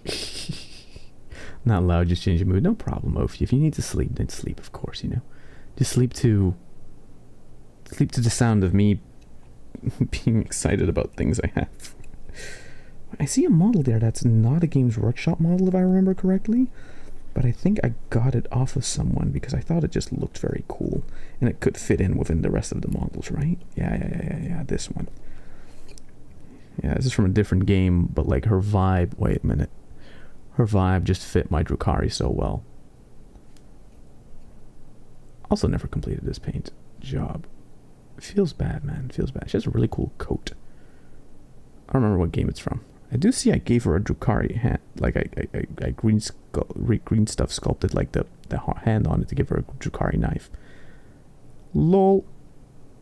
Don't know which game it's from though. Some other mini wargaming game. Not mini wargaming. Another mini. A wargaming mini war. Fuck me. I can't speak. Ooh. Yep. Look at that. Look at that. That's so ancient. They're all so small. But look, the thing is that like these, whatchamacallit, these were just like, okay, see, this is like one box of like 10 guys. It's like one, well, technically I think there's it's a squad of Cabalites and a squad of witches, right? Point is, these were enough to do a whole bunch of different objective-based games with that were like smaller in scope than the big 40k games, and they were just kind of fun, you know. They were just kind of fun, and they were just kind of neat, and they weren't too complicated, and they didn't require to know like a million command points bullshit. I think it was when Kill Team came out, command points were already a thing, and I think one of the store people tried to talk to me about, oh look, these are the and these are like these are the command points and stuff like that. And I was like, man, that looks like a lot of bloat. Like, I don't know if I understand it. And they were like, can I interest you in Kill Team then maybe? This is a smaller game mode, has less rules, but it's more comprehensible. And I'm like, why the fuck isn't this the main game mode at this point? They look so little compared to the Space Marine, because they are. If anything, these are previous edition models as well. So it's next to a Signalis Marine, which especially, this is like a true scale Marine, right?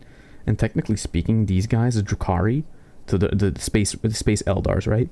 These aren't humans. These are like elves. So they're also technically taller than a human, right? Look at that. Look how big. Like, yeah, like a Space Marine is fucking huge. I do have humans. Wait a minute. Let's see if I can find them really quickly. That'll be the last thing I pull up before I continue painting. Don't worry. This is a painting stream. Eventually. Okay, let's see if I can find it. Where are you? Oh, there you are. See my cabinet of little guys. In my cabinet of little guys, I see a Primaris Marine? What the fuck? Huh. No, I see this little guy. Wait, no, that little guy.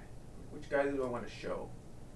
Got a bunch of them, but I want to show only the good guy, like someone that's somewhat half decently painted. You're gonna see what I mean with my mini complaint about ow, fuck me. You're gonna see what I mean with my mini complaint about like metals, and they feel okay but not great, right? So this is a Space Marine Signalis Marine, right? Space Marine Signalis Marine. You can see it, right? Yeah, okay, it's pretty focused. Whatever. So, listen, AIF may have introduced command points but stratagems, but it was the best version of 40k. It had soul and was generally more fun. Oh, well, maybe. And again, I'm not saying command points are a bad thing. It's just that they're kind of a tough thing to get into if you don't know what the fuck they are, right? It's kind of a thing. But okay, this is a space elf. This is a Drukhari, space elf, and this is an Imperial Guardsman. This is a human full-grown male adult. Look at, oh, I think full-grown. Actually, not completely certain. Like size-wise, wait, I can just put them. Wait, why am I even like trying to hold them up? I can just do this, No, ooh, no, not that. This. Point camera down, camera up. Zoom camera in. Just focus, and there we go. And I can put Signalis Marine next to Drukhari Cabalite. Space Elf next to Imperial Guard. Look how much smaller, just a little guy. I missed out then. I stopped around 7th. I think again, whenever Kill Team, whenever this fucking box set, this thing first came out, that's when I stopped. And that's when I almost got reintroduced to the hobby and then stopped. I don't remember why. I think I just got too much into gaming. I think I was just gaming too much. Or was I animating at that point? That might have also been the case. One or the other. It doesn't matter. AIF was the most casual friendly edition, where the main game could be played in a casual setting or a competitive setting without much difficulty. Both ways were still fun. Oh, Gene C is a hell of a drug. No, pretty much actually. Oh my god. Yeah, scale creep is definitely a thing, right? Although I'm happy that they did make these Marines more true scale, because that means their proportions don't feel weird, you know. Previous Space Marine models, if you looked at what came before the Primaris Marines, if you're gonna be honest, their heads do look a little bit big on their bodies, right? They look a little bit more cartoony, which is a part of their charm, but you know. Yeah, I do like the extra real estate as well these give you to paint on. Because if anything, I do remember that these like Cabalite warriors were a bitch and a half to paint. Oh my god, if these are not like a pain in my fucking ass to paint, because they're just so detailed, right? Like you see, even this one I did the strategy with guns on the separate arms, and then like use the squeezing ability to have them squeeze on each other. Okay, even got the little green eye in the Necron there. Haha. Point is, wait, where was I going with this? I just got on a big ass tangent.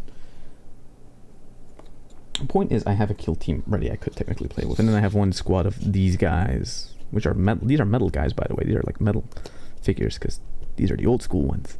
I just thought they looked very neat. Okay, wait, let's get that. Wait, one more roll. Is that a 1 or a 6? I have no idea if that's a 1 or a 6. I think it's a 6 because it's the Drukhari symbol. Though the kill team section might be a 1. I have no fucking idea. Not the point. Point is I win. AFOS, gonna have to look at 5 different rules for a single piece of terrain. Yeah, but I remember back in the day it was just terrain is easy. If you're in terrain, you could get a 5+ cover save? I think it was like you could get a 4+.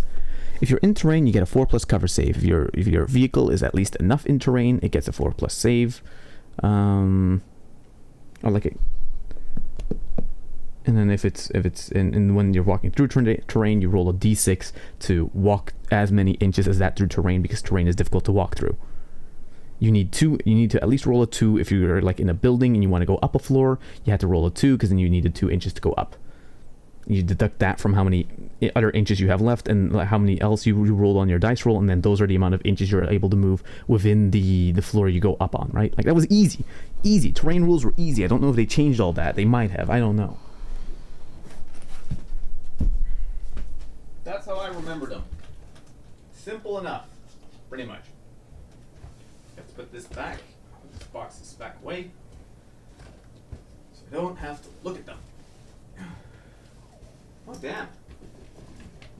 Want to see a model I painted 10 years ago? Want to have a laugh? Staff is broken. It's kind of sad. But here you go. Here is a marine I painted over 10 years ago. Oh god, he's covered in dust. Oh god, he is covered in dust. What the fuck?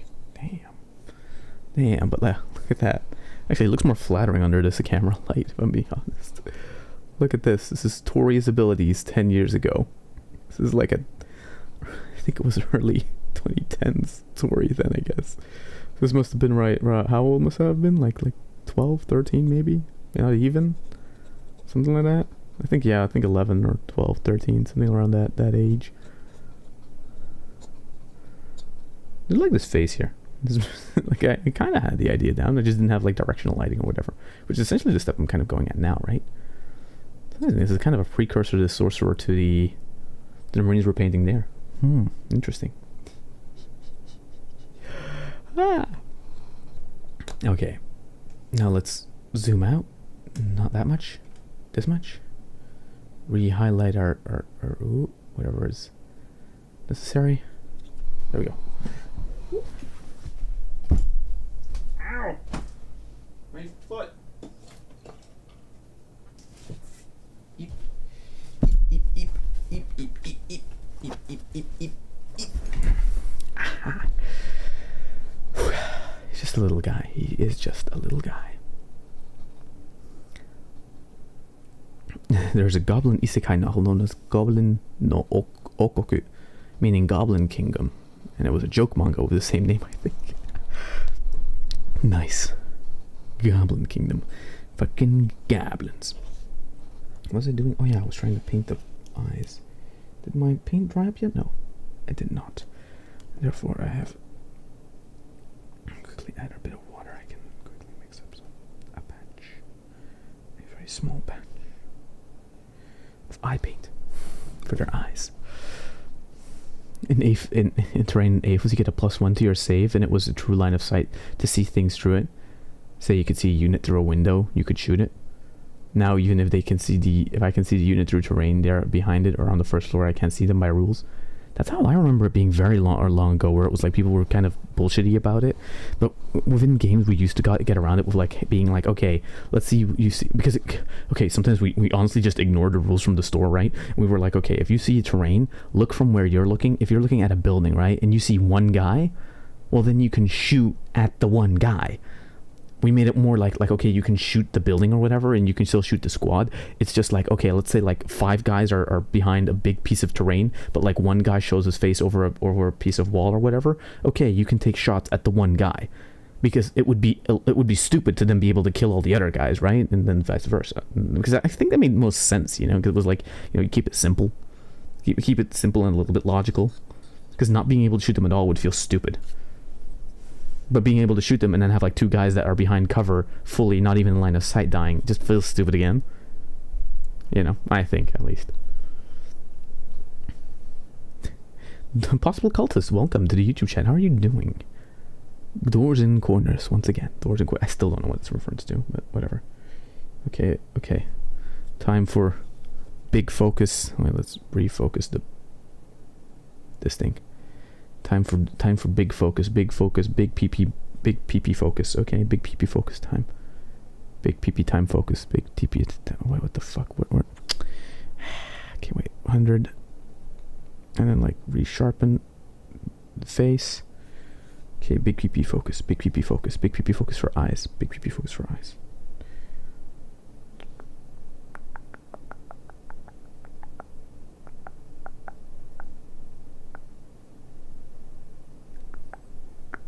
And it dried up in my fucking hand, goddammit.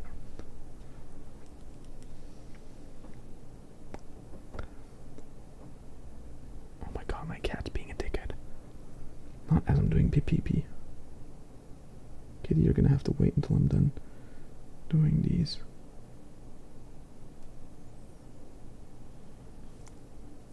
Too watery.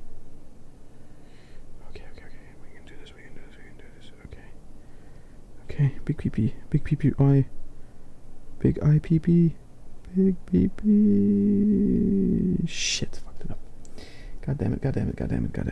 Too watery. Let's get it out. Too watery. Added too much water. Shit. Take out all the paint. Damn it. Okay, Hunter Marine. Next Marine. As that one dries up, because we're waiting for that one to dry up so that we can retry, right? Shit, okay, well, let me double check this. Looks like paint here. Like, what's the problem?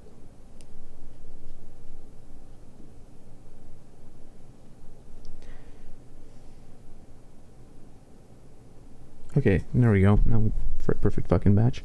Great. Oh no, my energy drink, it ran out. No, I'm gonna have to go get another one. Which I will do in a moment, as then I let my cat in. Okay. Big PP moment again. Let's get it in focus. First.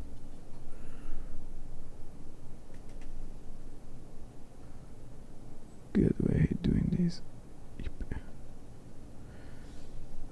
Tori's cat be like, hello everyone. How are you? Why, thank you. Okay, wait. Anchor my arm down.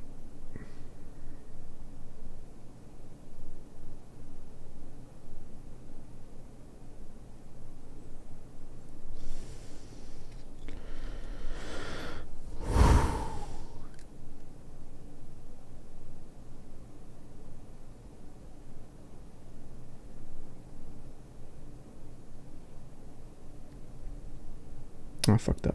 Oh well. Doesn't matter. His eyes are red. That's all that counts. I'm not going for perfection right now. We're just going for it being done. Okay, wait. I'm just gonna hold it up to my...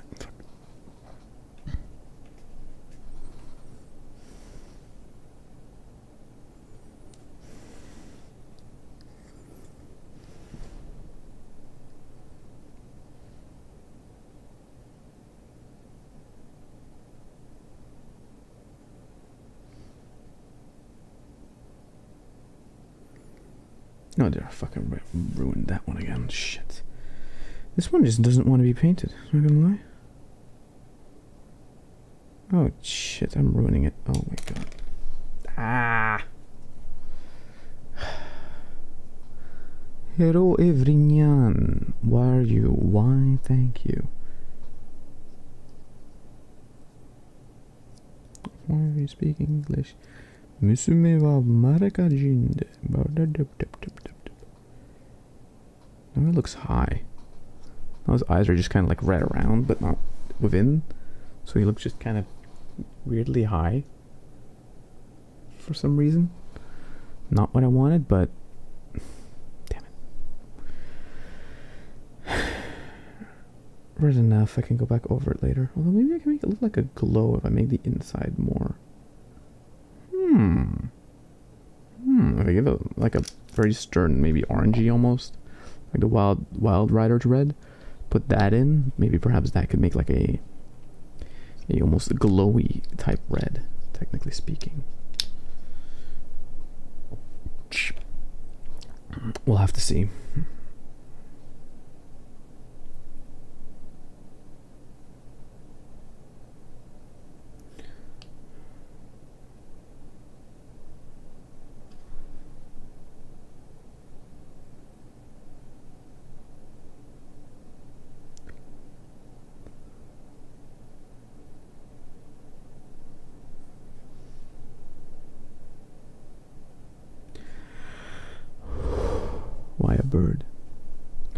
because it is from a anime called Azumangadayo, which is just this kind of gag anime based on a gag comic. Think Lucky Star before Lucky Star, or more accurately, maybe Nichijou before Nichijou. Okay, I'm fucking up the color, but it's fine. Just gonna add a tiny bit of red to the eyes, just to indicate that he has red eyes.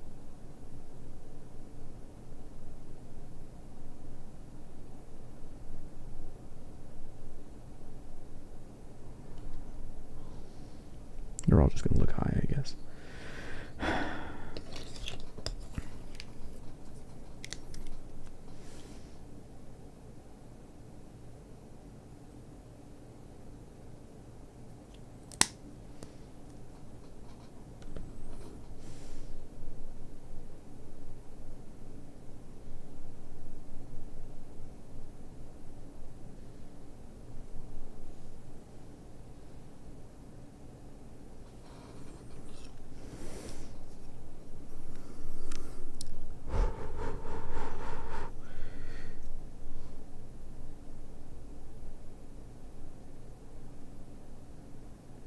Overshot it.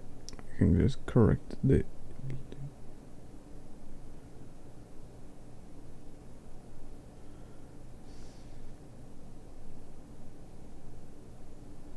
I can just correct the blue.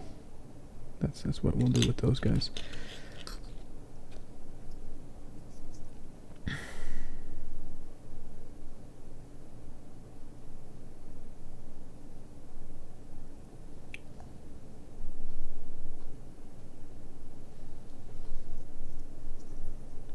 I'm sorry if you can't really see what I'm doing. I'm just quickly trying to get the red on the eye in.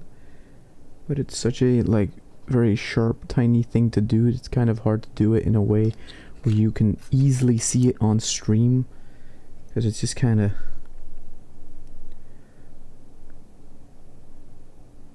Because it's just kind of nerve-wracking, and I think the best way to go about it is just to speed run this bitch. Which is why you get a wide angle. To get as much coverage as possible. And possibly blink up a tiny bit of what I'm doing. That one went well. That one went well enough. And then now the final one, look, is Lieutenant here. Shit.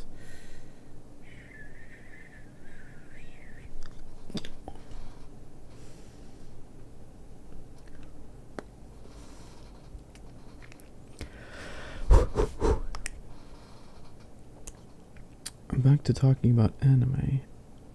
I think that was what happened actually. I think I just got more into an anime phase after 40k. Funnily enough.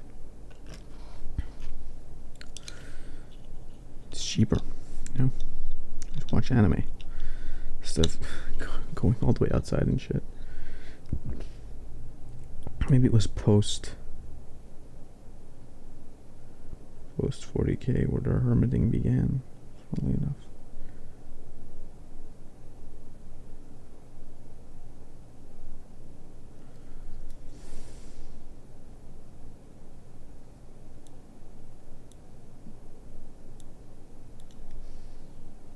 Fucked it up, but null oil and then just adding some pink, some tiny highlights to it will probably fix it a tiny bit. Whatever. Too shaky of a hand at the moment. It is what it is.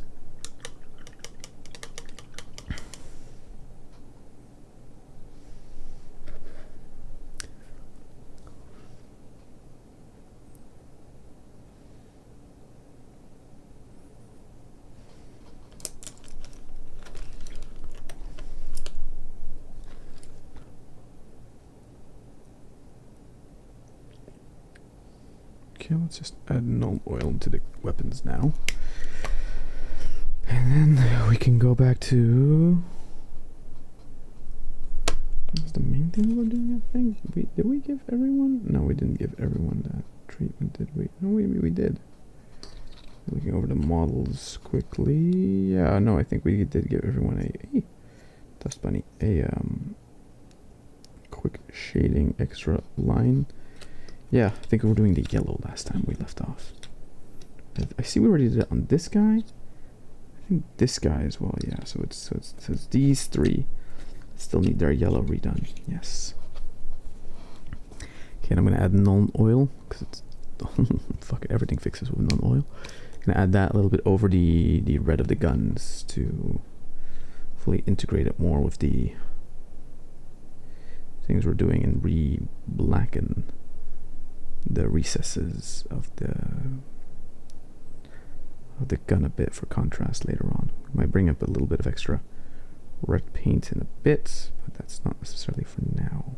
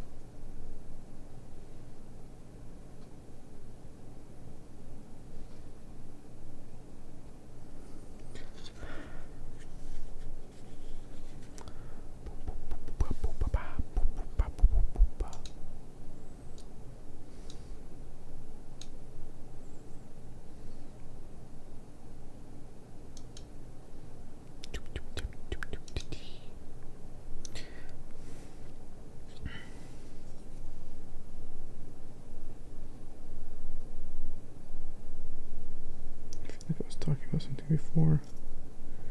I forgot my tangent. We had like 5 tangents going there at a moment at the same time. We had something about 40k rules. We had something about the isekai anime. Damn, we just had all the tangents running through each other. All of them.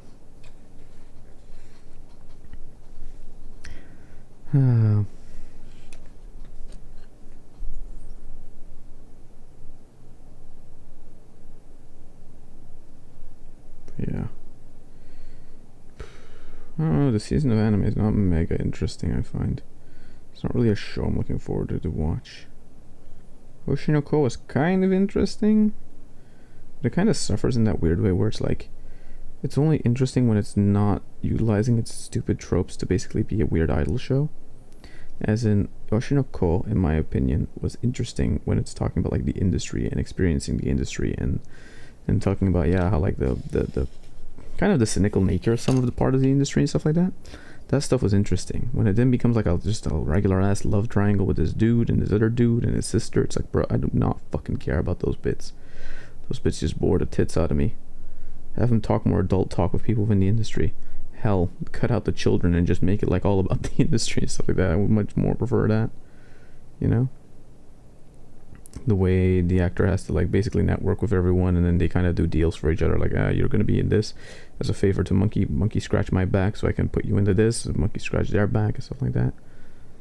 That would be way more interesting than just the regular, oh yeah, I am mega genius and mega competent in all these things, but then also at the same time I choose to just do editing for like fucking years in a cave. It's like, hey, escapist fantasy, you asshole.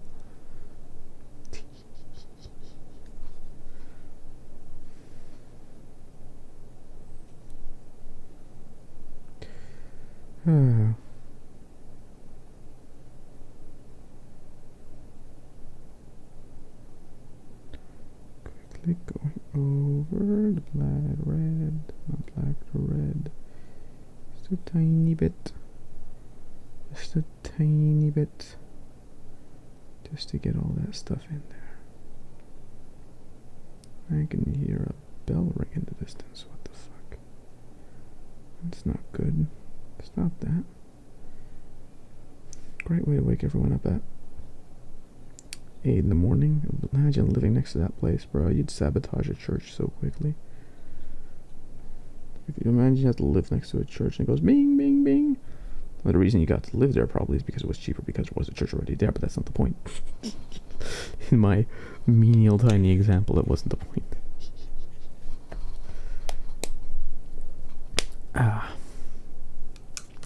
Funnily enough, remembering the game that has Dante in its Shin Megami Tensei Nocturne. In the universe of Shin Megami Tensei video games, there's a faction known as Chaos. A lot of stuff has Chaos.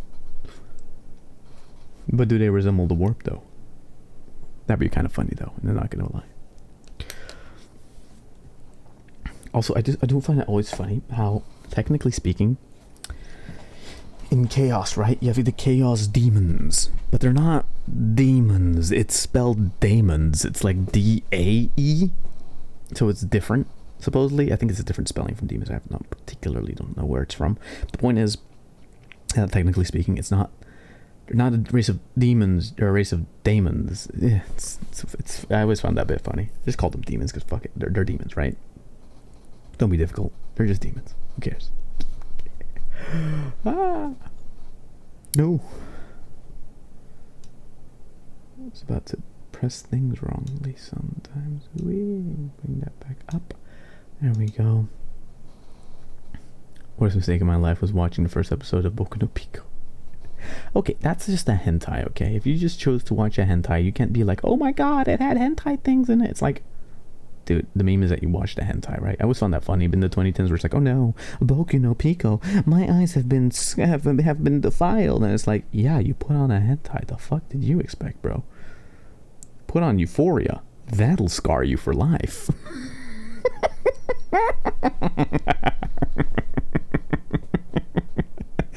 Oh, thank God there's this other property called Euphoria with Zendaya, so people usually think you're talking about that. Well, actually, the real peeps out there know what I'm talking about. Yeah. Yeah. Yeah. Boku no Pico ain't got shit on Euphoria. I think it's called Euphoria. I think.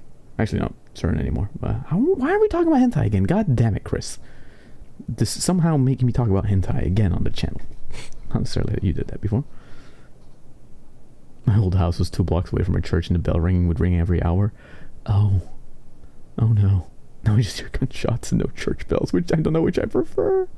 At least with the bell, you know that it might be way for it's like more of a consistent thing. Whilst the gunshots are like different varieties of distance from your house. So I do think the church bells might be better. I'm on vacation right now and the church is also nearby. Oof, sadness again. The thing is, I thought it was something totally different. I wasn't prepared for Boku no Pico. No, Keg W indeed. If you're not prepared for Boku no Pico, then it's definitely gonna be one of them weird interactions. Oh no. Tori outed himself. Oh, if you what the fuck? No. I am an anime watcher from the 2010s. I have knowledge about the ways the community kind of like evolved and stuff like that. Most people don't. Wait, I'm just putting my hair in a ponytail. Oh, I accidentally bumped the camera with my elbow. It's not about outing, okay? It's about knowledge. You must accumulate all the knowledge about these things, and also just find it weird that people talk about a hentai and it's like, oh no, it's the weirdest, shittiest thing I've ever seen. It's like, well, by hentai standards, is it really that bad? Although it kind of went around on like as a copy pasta sort of like to watch it, thinking people were watching regular anime, which is funny. Because then they watched it, it's a hentai, and then they're like, oh no, my brain, my eyes have been scarred for eternity. But it's like, alright, really though? Is it really scarred for eternity?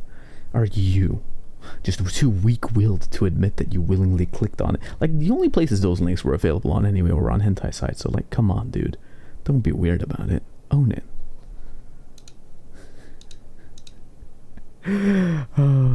The first-hand experience, you mean, bro? The noise you made when you bumped the camera, I'm deceased. What do you mean? I made no noises. I don't make noises. I'm completely silent. I don't make noise. What's the next thing on my menu here? Okay, Okay, let's see. That's still very wet, which is what it's supposed to be, but not necessarily making this thing very wet, which is what I want. Now I'm going to take my big brush, make that a little wet with the side here, and just kind of the top of my baking paper right here, just more vacuum to the what's below, and a bit wet so I can keep the moistness of it in there, so I can keep the paints wet longer. And it made no sounds. Toy noises.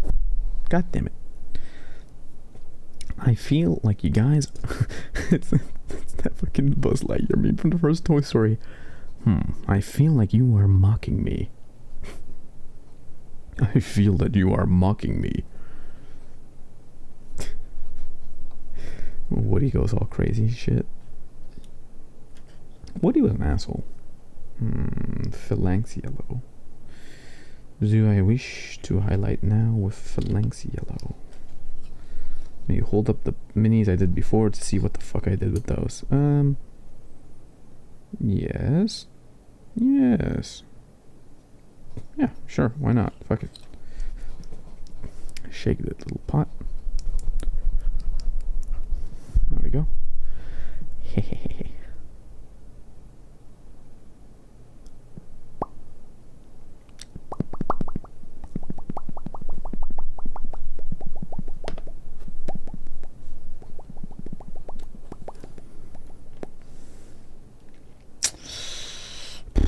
Do I want to do it with which brush? No, fuck, I'm just gonna do it with a big brush. I think I can pull it off. Come on. Get. Hey. That's embarrassing. There we go. It's a big brush. We'll just have to like do little accents, so that's why maybe a bigger brush could be easier to hold in that way. I don't know. Just testing shit out. Why not, right? Now we went on a long tangent, but we are now back to painting. Let's paint this little guy. Shit. There we go. Nice.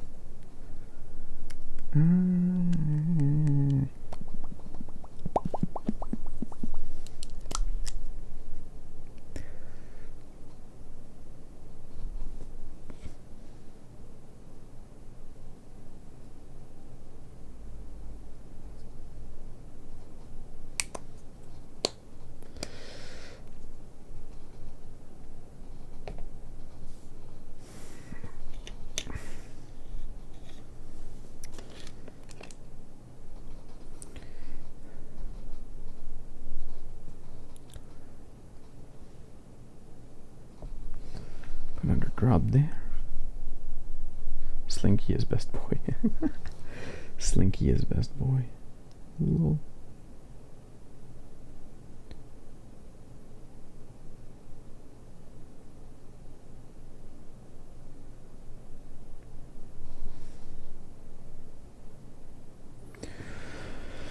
Okay, now we're gonna use that to add extra details.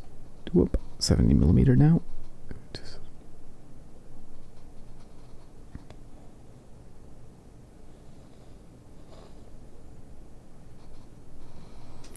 Unless I paint here. I guess if I paint here, then it stays sharp somewhat. Odd, but okay.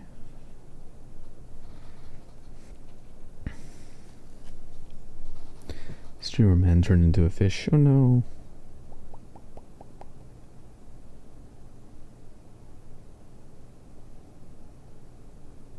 Oh, that is way too bright. Oof. Oh, that's way too bright. Yeah, that's way too bright. Shit. Oh, that's too bright. It's too bright. Oh, is it really? Is it really, though? Yeah, it probably is, but like, this is the point.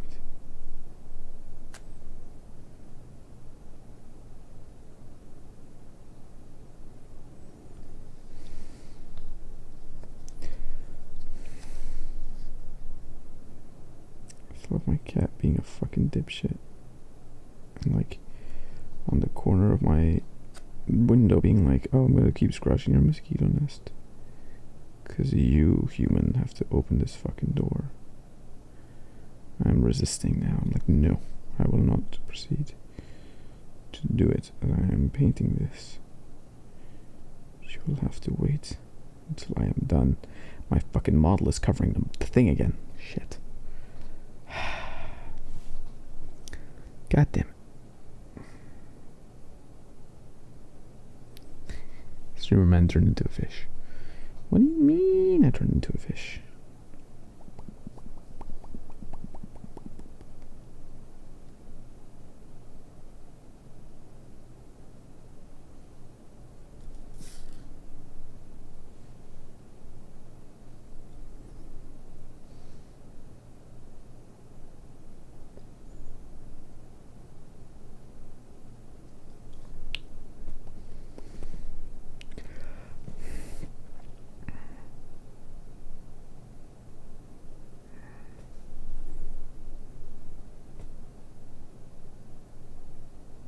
Maybe that's what I should do. Wait a minute. There we go. The gaming stream cam, and I'll use that whenever I'm painting, and whenever I go into Zatsudan mode, I'll just bring back up the model and I'll talk. My genius knows no bounds. My genius almost frightens me. Boop, boop, boop, boop, boop, boop.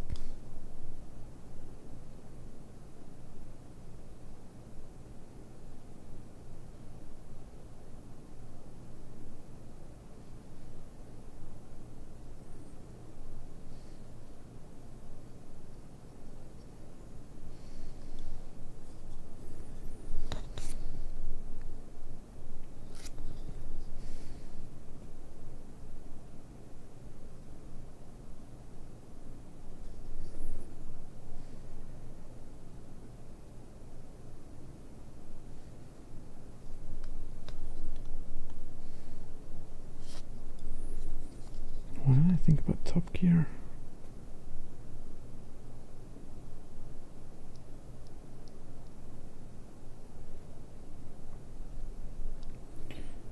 Wait,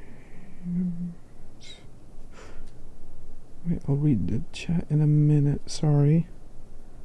I'm just in the middle of applying this itsy bitsy layer of thingy. If I could just get, I should look into that, about how I can have the camera instead of like next to me, have it from above. The only problem is that a camera angle from above kind of, how to put it,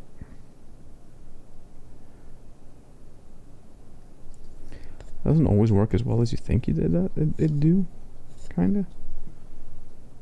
Make it simpler because then you don't have to worry about too many like differences, but also for when the angle's a bit more boring.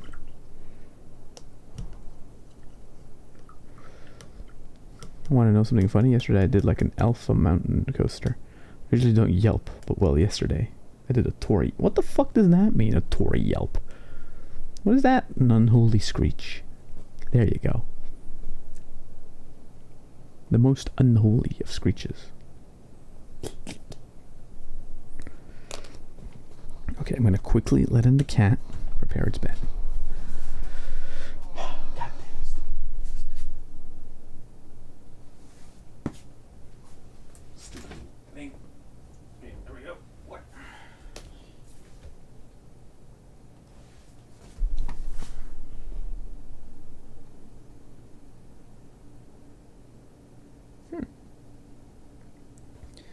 Wait a minute. Oh my.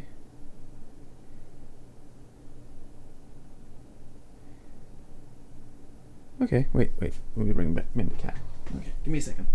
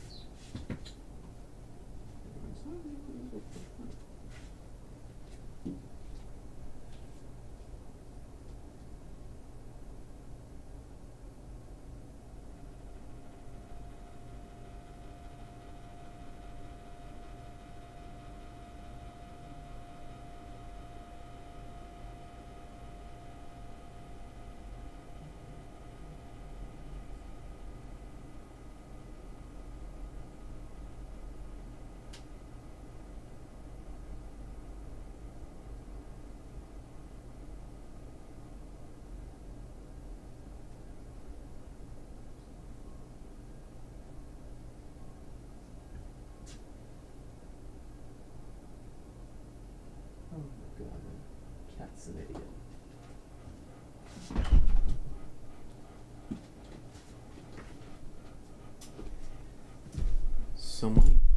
So my cat, in its infinite wisdom, decides to look at me, look at the wall, and imagine there is birds for her to catch there. There are no birds for her to catch there, but she's still going like and like reverse tail and shit. It's like there's nothing there. You absolute stupid dumbass. But she thinks there is. There's nothing there. Why? Why is she like this? Why is my cat like this? Oh my god. Which means she's gonna scratch out the thing in a moment. It's gonna be all adorable. It's not. She's a dumbass. There's nothing that can be done. No saving possible. God damn it. Give it a little bit of a rim treatment with some of the yellow like rim lights. From afar it looks good. If you zoom in very close, you start seeing where it's like not that well done.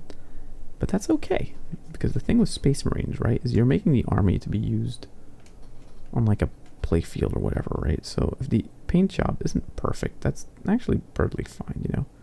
It doesn't always have to be the best. Yeah, there we go.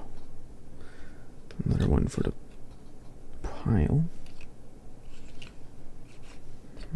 It's only...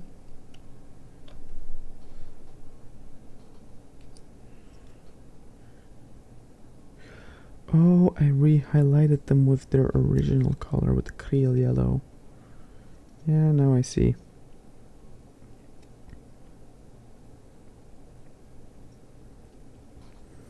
I have it now anyway, so I might as well use it. Guess I have to just redo all of these, kind of. Not redo, just add. You know, the worst part is my cat's gonna come in a moment. She's gonna be like, she'll be like, I want to go back in. What the fuck? Why won't you let me in? But it's like, no, you were already let in. You chose not that you didn't want to enter here. What the fuck?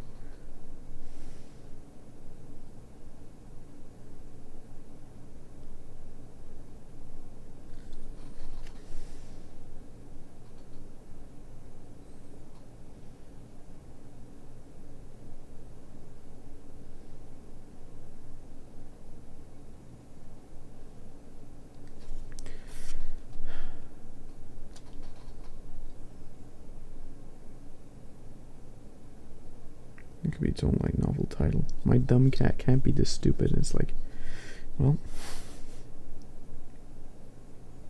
I hate to break it to you, bud, but oh yes it can. Oh yes, they can be that dumb. It's like the prerogative in life. It's to make you more disappointed in them, so you don't notice how much you baby them. And how much they're the most adorable thing. This is cool. This reminds me of this funny little TikTok I was watching earlier. It was one where it's like a woman on trial, kind of. Not on trial, but kind of. And it's like, the question gets paused, I think it's, or like a game show or whatever. She gets paused with the question like, oh, what would you kill for your child? And then the woman goes like, yeah, I don't know. I wouldn't know if I would go that far.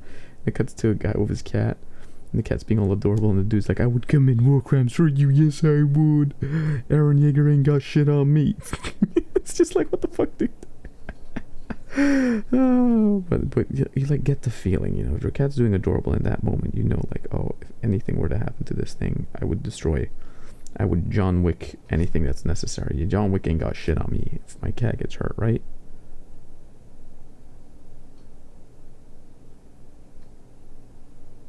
In that moment, you are the protector.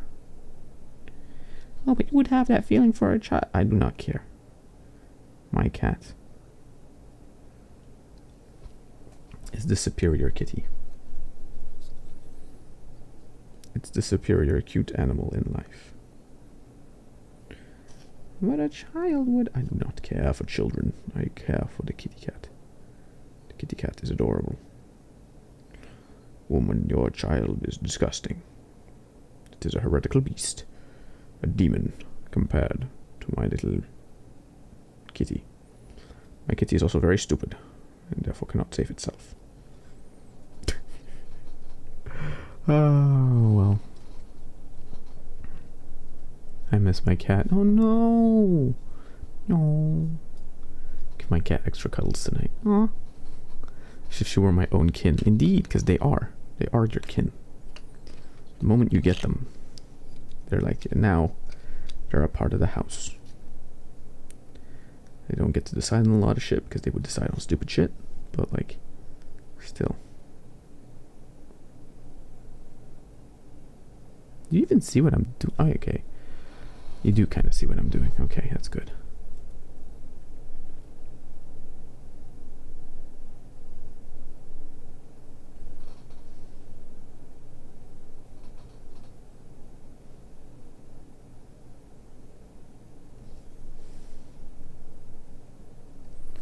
The yellow does look very different, though.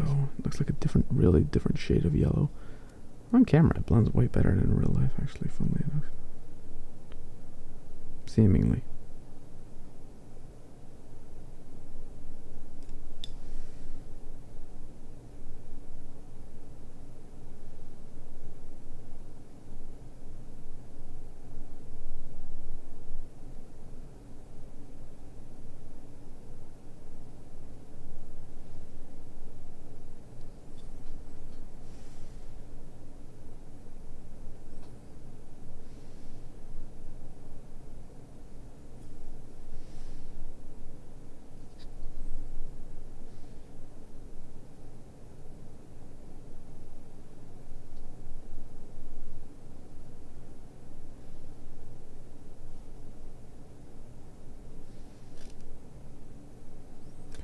Apparently the leader of the Ultramarines, that might only be like fanfiction canon, not gonna lie.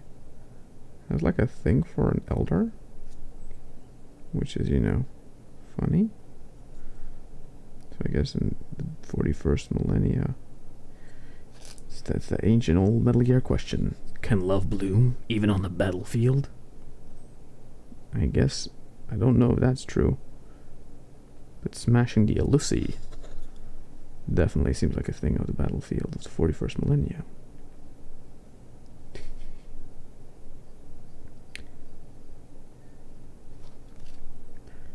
Apparently there's also a book that guardsmen get handed when they're like initiated.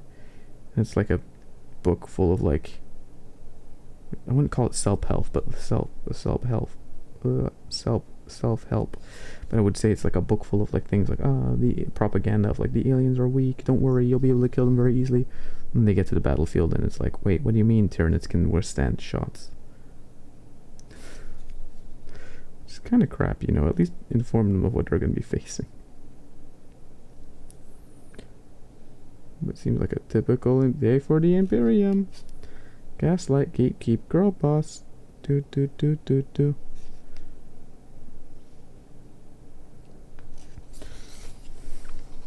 Still haven't found fluffy cows in the mountains. Aw, sadness. Tori, humans are orcs in the world of Shin Megami Tensei. Funnily enough, if humans believe enough, it'll become real, and that's why the Chaos Forces faction exists. Demons born from belief. That's actually kind of a cool concept, not gonna lie. It's like, yes, demons are real, but we made them real. They weren't real until given form by humanity and their own superstitions. In their own ignorance and superstitions, they created the demons. Dum dum dum.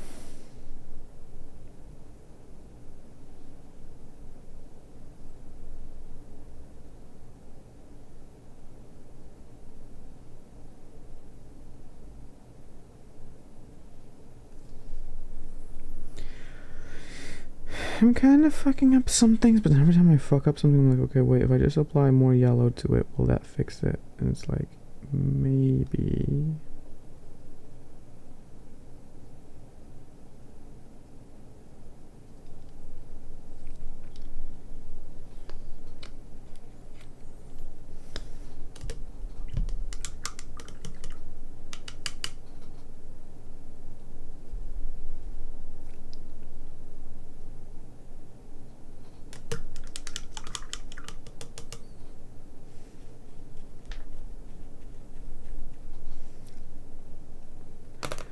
quickly check on my cat, see if she already wants to come inside, or if she's still like waiting outside for some fucking reason, which I still don't understand.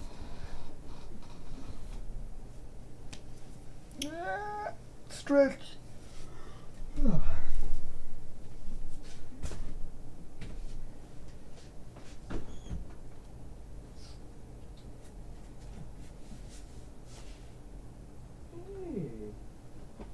Hey, kitty.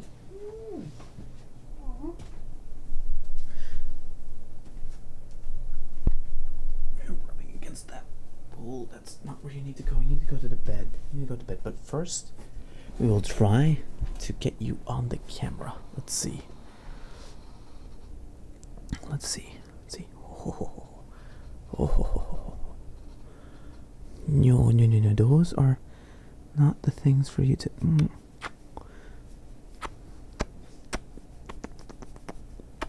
No, come here. No, Ray.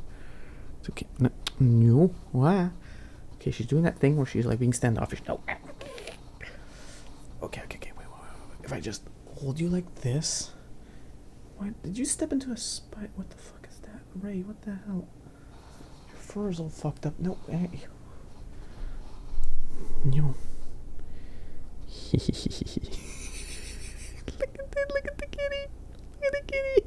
She's so pissed off. she's so pissed off. I'm holding her like this. No, that's the microphone. Don't touch the microphone. No. Do not. What a devious kitty. No, fucking cat.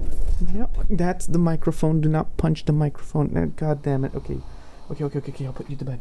I'll put you to bed. Shh. Stop it. I'll let you lay down. Go here. Go lay down. No. On the bed.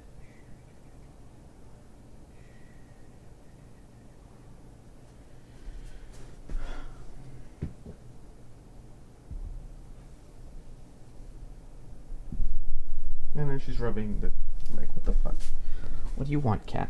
What do you want? There's nothing.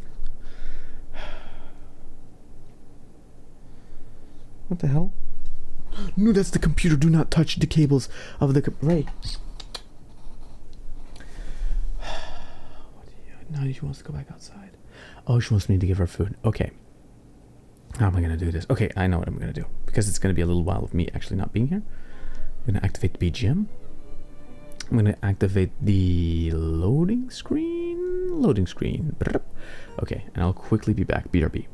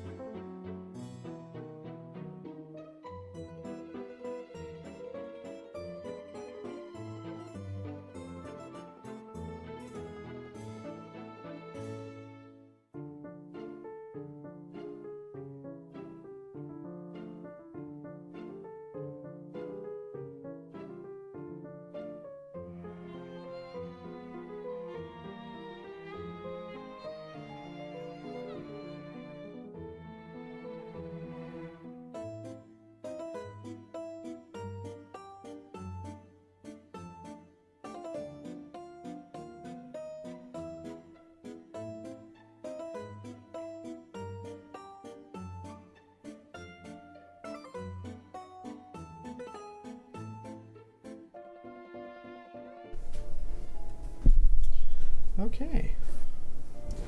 Bonk. I have returned. Haha. My cat also loves the microphone. She likes to rub her face on the boom mic and the mic cassette. That's exactly what just happened, by the way. She just kind of like bumped her head up like a bonk. For those joining, Tori is feeding his cat. He will be back. I am back. I also brought energy drink, so you know that's gonna be great. More drinking, more energy drink. Quickly gonna restart the TikTok one because you gotta do that every so often, because otherwise it thinks like, oh my god, you like and it's like all stupid and shit. And it's like, why?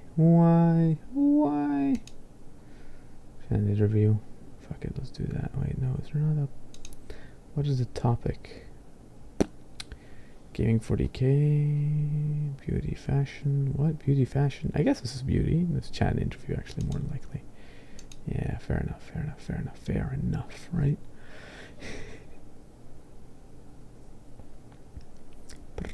There we go, restarted that, so that now that's on again, pretty much. More cardiac arrest. What do you mean more cardiac arrest? This is perfectly fine. Look at this. It's all healthy. It has like, I don't know. It has like things in it. I don't know how healthy those things are necessarily, but like, you know.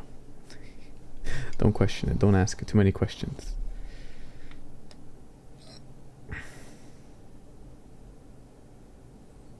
Okay, next up on the menu, this guy will be getting a little bit of extra.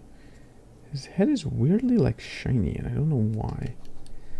That worries me a bit, but like, fine.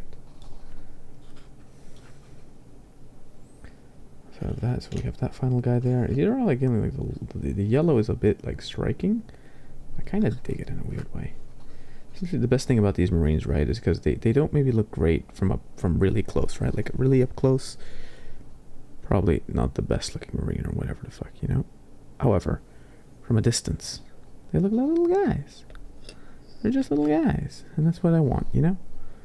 They're mini paintings. The nice thing is you can either make them very detailed from close up, or you can focus more on making the, like, from a distance that they look good. This is why strong color combinations are important, so they don't just look like a muddy mess, in my opinion, at least.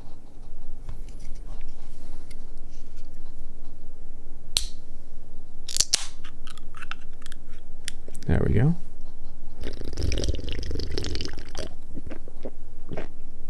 That is tasty. Okay, oh wow. That thing moved to the side, lol. Haunted ghosts. Bruh. I'm waiting for that next Zach and Colby video. Zach and Colby are like these two content creators that do like ghost hunting shit, right? Which means they go to an abandoned place and they get very scared.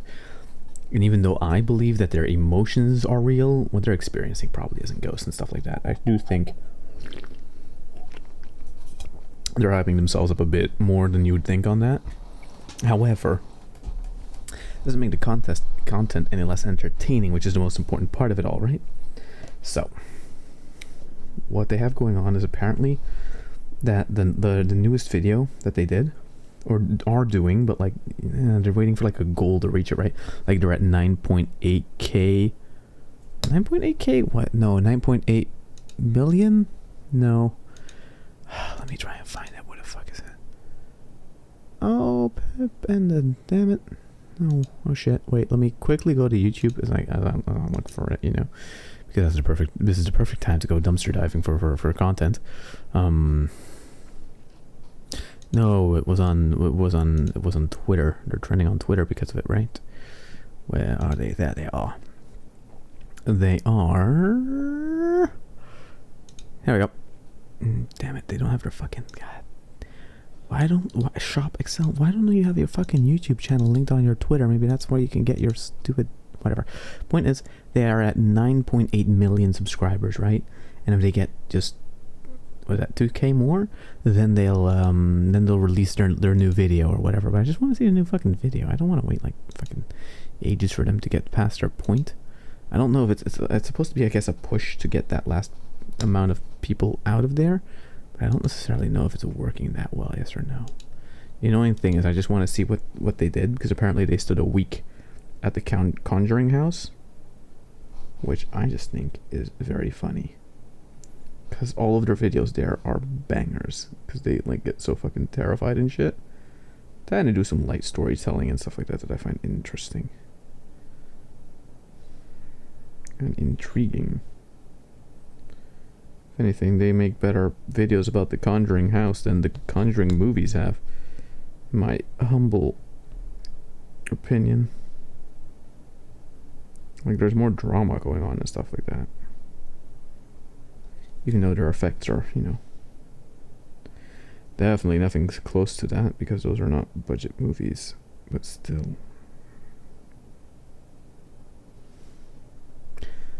So if humans be interested in comment and say believe enough, the invisible pink unicorn will become real. But will it still be invisible though? Or will it be pink? Who knows? If enough people believe the pink unicorn, but they can't all give a single form to it, will it even gain shape?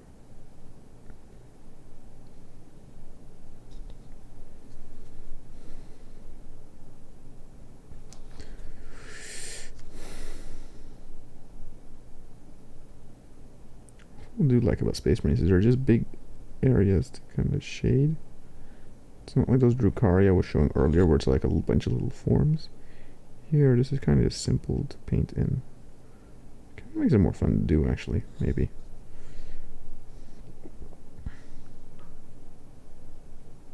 I understand why the poster boys are these boys in blue. But they're just kind of simple to do, but like in a good way. If that makes sense.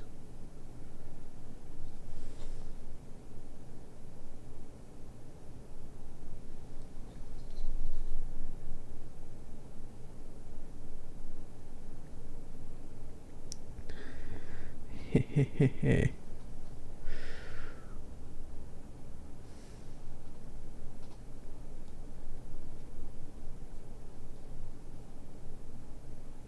Dum, dum, dum, dum, dum.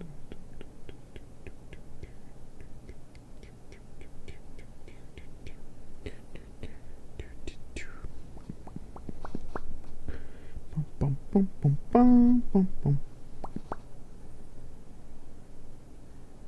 There we go. I'm gonna keep turning myself towards the camera, being like, hey, yo, if you on the camera, watch out.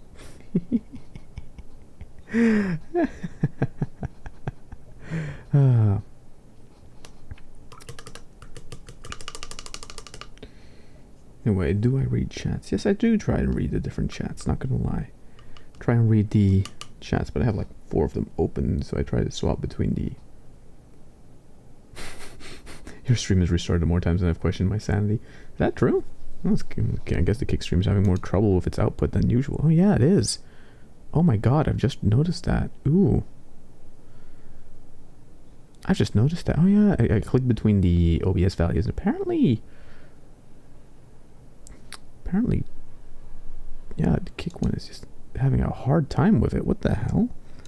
It's very funny, because honestly, that's the one that should be the least thingy. And on TikTok, ask away. We'll see if I can answer it, yes or no. Wait, let's double check. Video codec 1, 72%. Was it going at 100% if I start up the kick chat? Wait, boom. Interesting developments. Not gonna lie. Even if they're just kind of weird. Yeah, they don't really add that much extra. It's not. Curious. It's not really a stable connection there for some reason. I don't know why, because honestly, I have no idea why it's being such a bitch. Modify, maybe just send through a 2K signal. Not even encode that much. See if that maybe works. Just send the smallest signal possible. That, or it's just the ingest servers on Kick are fucking ass, which also might be the case, not gonna lie. No idea. Yep, they're just ass. Oof. But yeah, no, I do come to YouTube, indeed. If anything, that's the core message. Come to the YouTube stream. Because apparently the kick stream is fucking terrible. As in, it's like constantly disconnecting and shit, which, you know, I guess that can happen. Every platform has their issues. Twitch has shit discoverability. Kick maybe has shit ingest servers, I guess, then. Surprising, if anything, that are working so shittily. Who would have known, right?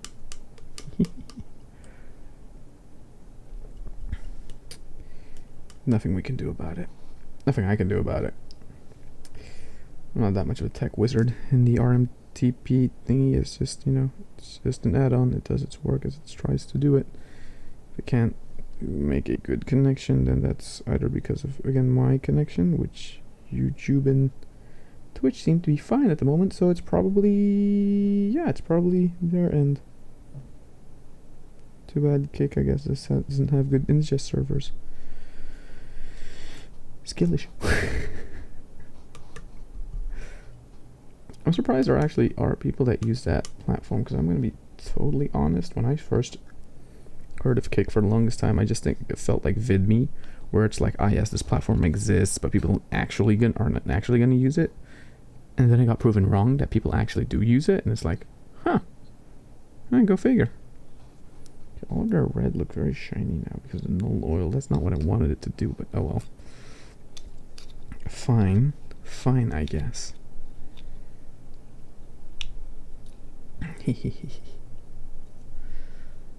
What? There we go.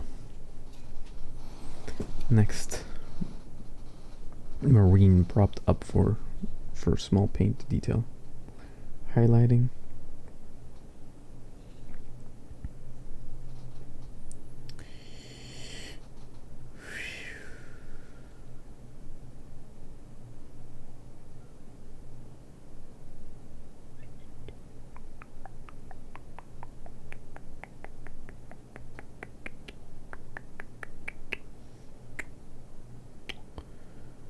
Belgium from the EU or not? Belgium is the EU, yes.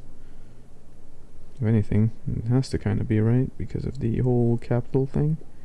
The whole Brussels is the capital of Europe kind of thing, you know? That technically does make it so that it has to be, right? As far as I'm aware. I don't know, I haven't watched the news in a while.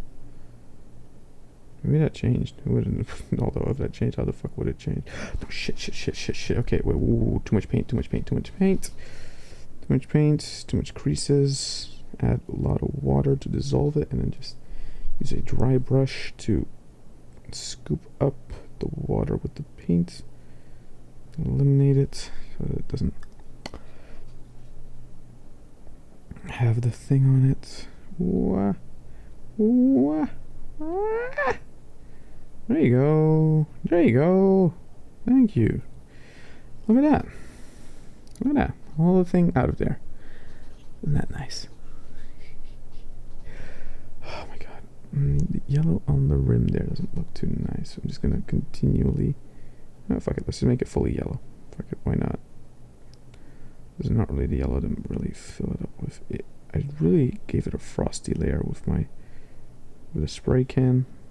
A frosty layer refers to essentially the coverage that the paint can gave it with its initial spraying, which in this case gave it like this weird texture on everything where everything feels a little bit frosted. I have no idea how I did that, but I guess that happened, so you know, it is what it is. Can I? Nope, still can't do it. Still can't do it, apparently. Water to get the paint out. Water to get the paint out before it dries. Water to get the paint out before it dries. Guess I need more dry brushing there. Anyway. There we go.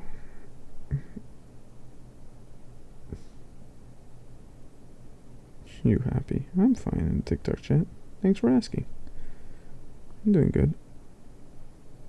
Sadly enough, compared to many of the NPCs, I am not that much of a beggar. So I'm not gonna go all, ice cream and ass, all that kind of crap, you know. Not really for that. Although I do think the trend is a bit funny.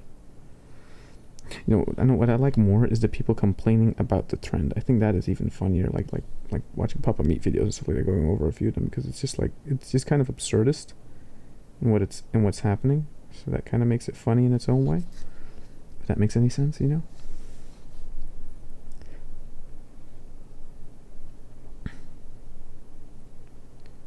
That is what I think is kind of funny about the whole thing. Every creator has like its, what do you want to call it? Every like year has its like creator thing where it's like, man, people are exploiting this. A few years ago it was the whole like, oh my god, girls are in hot tubs, and this year it's like, oh my god, girls are acting like PC characters. It's very weird. There's this one dude on TikTok who I think does very funnily. He basically impersonates like a evil sort of mob boss, Japanese mob boss. He gives like this creepy smile while he does it, but he does it very well. It is pretty funny, because you know the dude plays it up for laughs. I think those are like the ones I find the best. It's like probably the self-aware ones. It's like the skibbity toilet shit, you know? It's like, oh my god, no toilets, how dare they? It's like, dude, it's kind of funny. It's like Gmod. We're bringing back the Gmod days, which is essentially the early 2010s? Kinda. Back when everything was cringe, but everyone was just in a kind of acceptance of it, and no one wanted to appeal to the normie, as normies were booted out of many places, kicked out and yelled at. That is what happened to them. A great many places that were attacked by the Normie Crusade. Maybe that's what happened in the late 2010s, if you think about it. The late 2010s were all about the normification of the internet, where the internet became less of a home for the dumbasses that stood on it too much, and more of a place for everybody, for all the normies of the different lands. And all the weird was taken out, and now we're bringing back the weird over time. Oh shit, I kicked out the thing. Yeep. If that makes any sense. Oh god, why do I have that open? That should not be open. There we go. Why does it look like every time I look at the paint, my eyes close? That's not what I want to happen, but it is apparently what is happening every time I do it. Which is a little annoying if I'm going to be profoundly honest. No, if I'm going to be perfectly honest. Which is, it's like I'm looking down, but I'm not closing my eyes. I have to hold this higher. But if I hold this higher, then you can't see it on camera. How annoying. Okay, wait, let's just bring up the camera more, I guess. Yeah. Oh, shit. There we go. Whee! We went up by a lot. Okay, webcam, do you see my head? Are you gonna keep the tracking on?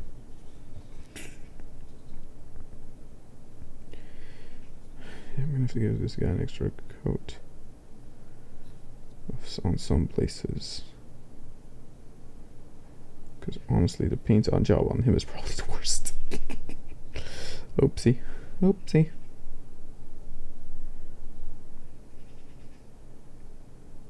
Oh god, yes. Dry brushing is working. Woohoo! I got little wings. Nice. Nice. Nice. Dry brushing for the win. Dry brushing for the win. Tiny bit of dry brushing for the win. Woohoo! Dry brushing for the win. There we go. There we go. Oh shit. Still a whole golden area on the shield in the back. Can I just dry brush it, then I don't have to actually paint. It just lightens it up a bit. That's not what I really want. Shit. Okay, wait. So I'm gonna just add a bit here. Wipe off on the thing.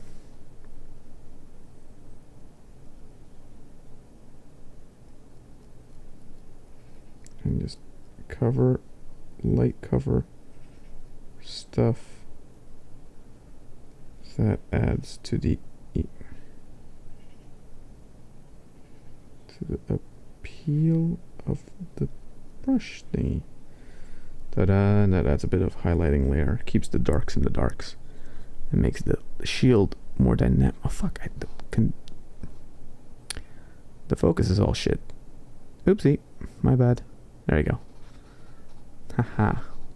I have returned. What did I miss? Chris in the YouTube chat. You did not miss that much. We have essentially been continuing our little paint job here, making it so that this little marine has a little bit of extra shading on the yellow parts. A little bit too much, and it's not perfect. Especially that fucking, wait, let me look up close. Yeah, especially that like eye. The eye here is done really bad, but like I'll fix that later. Some extra blue. You know, just some extra blue. We'll just add some more. What's it called? Not Keller Sky, Tectus Blue. We just have to add Tectus Blue to some things, that's all. That'll fix it. It'll fix it all, make it better, that kind of crap.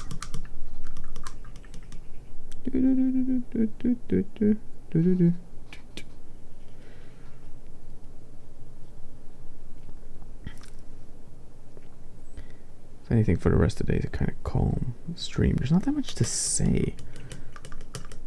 I already went on a bunch of tangents earlier. Now it's just like kind of just painting concentration, just to get some of it done. 'Cause I'm already pretty slow when it comes to my painting progress here. So if I can just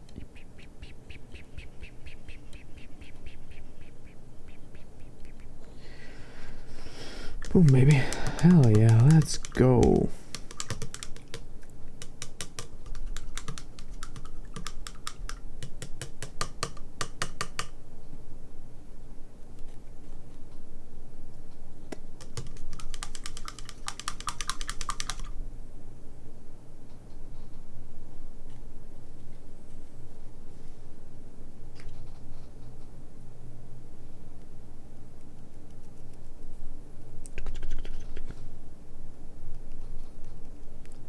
Still has a little bit of yellow on it. I want it to be less yellowy.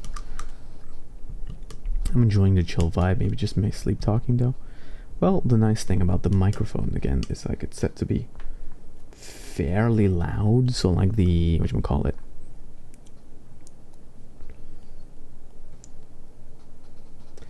because like the I guess it's like idling at -25. It could be lower, but it's also because I'm moving my leg and stuff like that, right? So it's pretty loud overall, and I guess that adds to the background noise vibe. Maybe that's what I should call this stream instead of like ASMR. ASMR, I should call it like background noise. Use at your own leisure. Well, that could be funny, not gonna lie.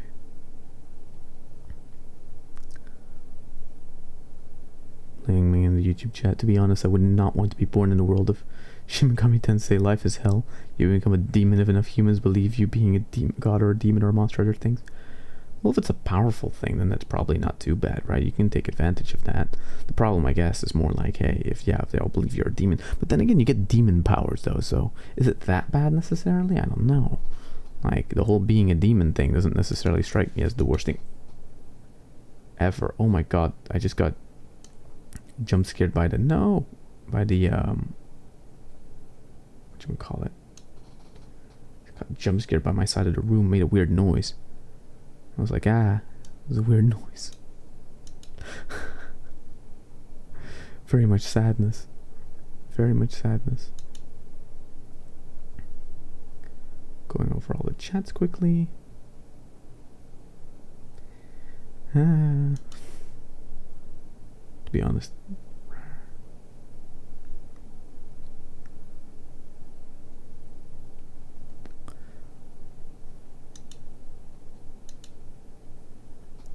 quickly see if there's a thing. I can add that. Well, apparently there's game capture sources.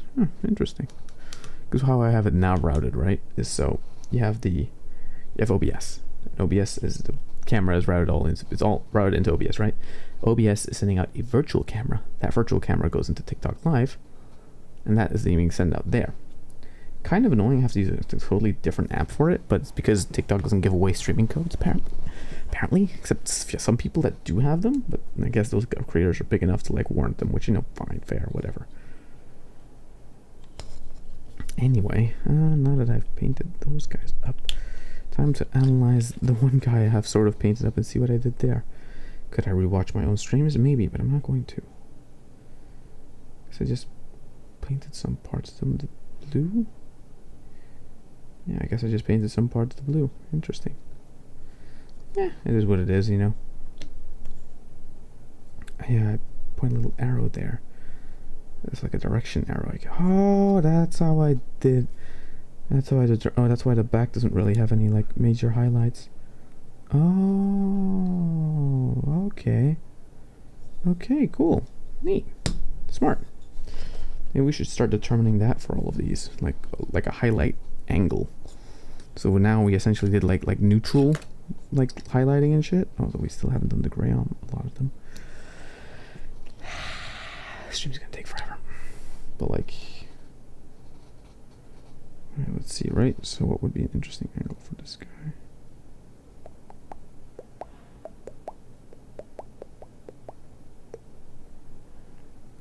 Just a forward arrow there.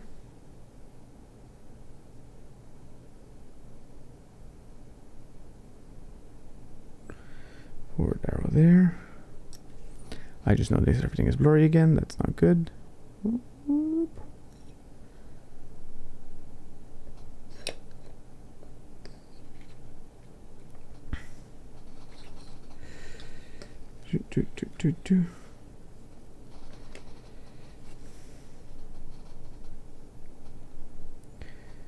Then this guy will get light from here. No, try always do light from there. Maybe interesting. A little bit of like backlighting.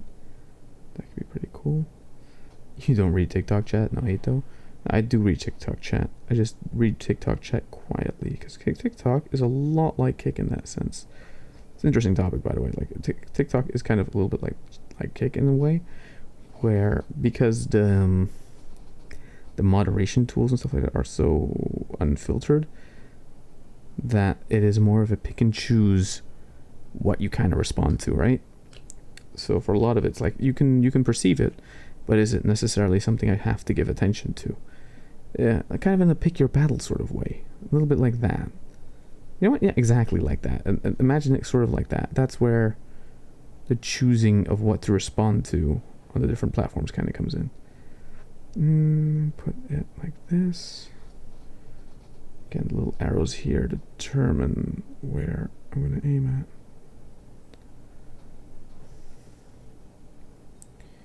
at. You know? So yeah, I see all of it.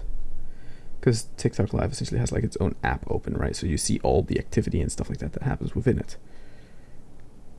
It is just, I'm not necessarily big on calling everything out. Because, nah. Okay, this one gets an arrow like that forward in there. And then my final guy here gets an arrow like... Maybe like also backlight, side light maybe. Yeah, side light. So...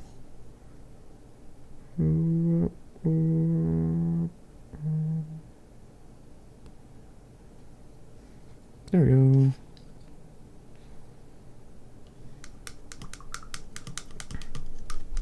Oh shit, I didn't have those chat. I didn't see the thing. There you go. Now I saw it. YouTube chat back again. Don't you find it awkward to hear your own voice when we're watching a VOD or something? I always find my own voice funny. I hate my own voice also, yes. I've actually gotten better at that, I'm not gonna lie. In the beginning it was a bit cringe, and sometimes, okay, you can cringe a tiny bit at your own voice, but overall, maybe that's like how long I've been doing this now, I guess, for what 1 year, 8 months kind of thing. I don't really mind it. I'll put it like this. I don't mind listening to my voice by myself. If I'm like listening to a VOD with someone else there, then I'll mind it more, because I don't like listening to myself with someone else, whatchamacallit, with someone else sort of talking, right? It's more like if I'm by myself and I'm rewatching my own VOD. So by extension, my own voice, I don't tend to mind it that much. It's more like when you're watching something, and you're like, hey, can you check this thing out with me? And then you start listening to your own voice. That's when it becomes very noticeable to me, where it's like, man, yeah, now I'm cringing.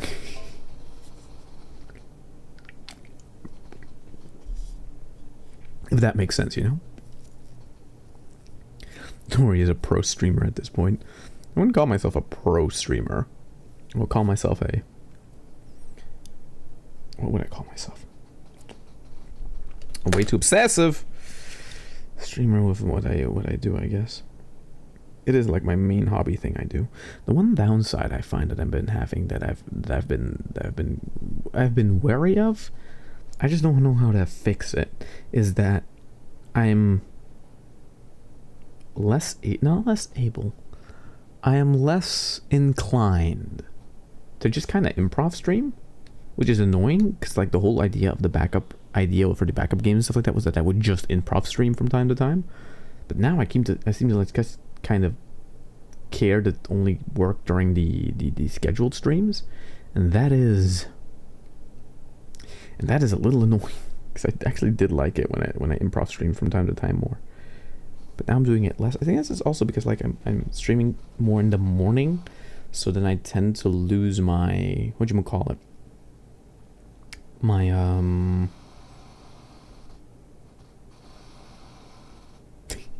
I tend to lose my patience.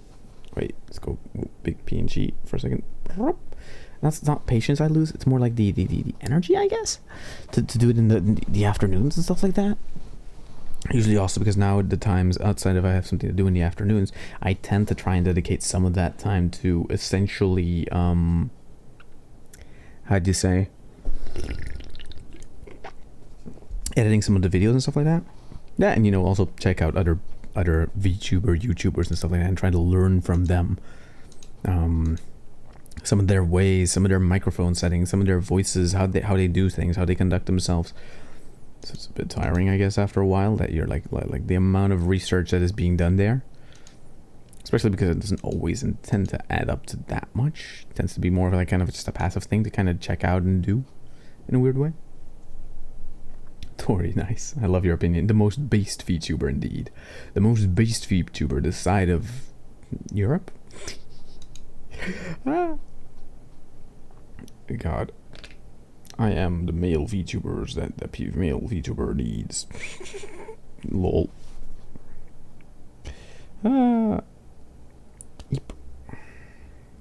Just want to do more of it, that's the thing. But then I have my own little restriction that comes in, the whole like, yes, I only stream, well, because of the multi-streaming, like it's this is the thing, right? Okay, I'll rephrase what I'm trying to say here, because I do think this is kind of interesting. YouTube, to an extent, has this nice thing where, oh fuck, let's just change that to just chatting streams. There we go. YouTube has this nice thing where its streams are essentially, they're nice, they're VODed, they're saved, they're overall just a very clean and nice experience, right?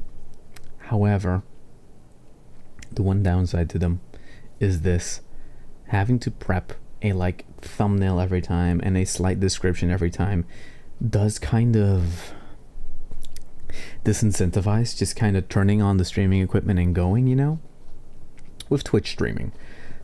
Say what I will about the platform, there is at least something of an ease of getting into it, where it's just like, yes, set up a title and just go, wing it, boom, just go out there, just stream as much as possible, right? Whilst with YouTube, it seems to be much more of a, well, Do I want to continue streaming? Do I do it? Is there a lot of swapping you can do between the games? Not really. It's better to just dedicate one stream to one game or one tangent, right? Whilst on Twitch, there's more of a culture of, okay, I am live now, and within this time that I am live, I'm going to do X and Y and Z. I'm going to go between all these different things and then do a bunch of different shit, right? There's a difference there in approach. And I don't necessarily know which one I am the bigger fan of.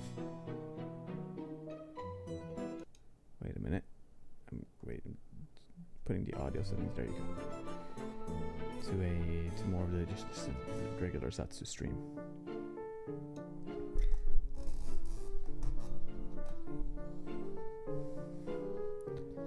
Twitch is easy for facecam streamers because there's already so much work to do with prep, so the thumbnail makes it so much easier.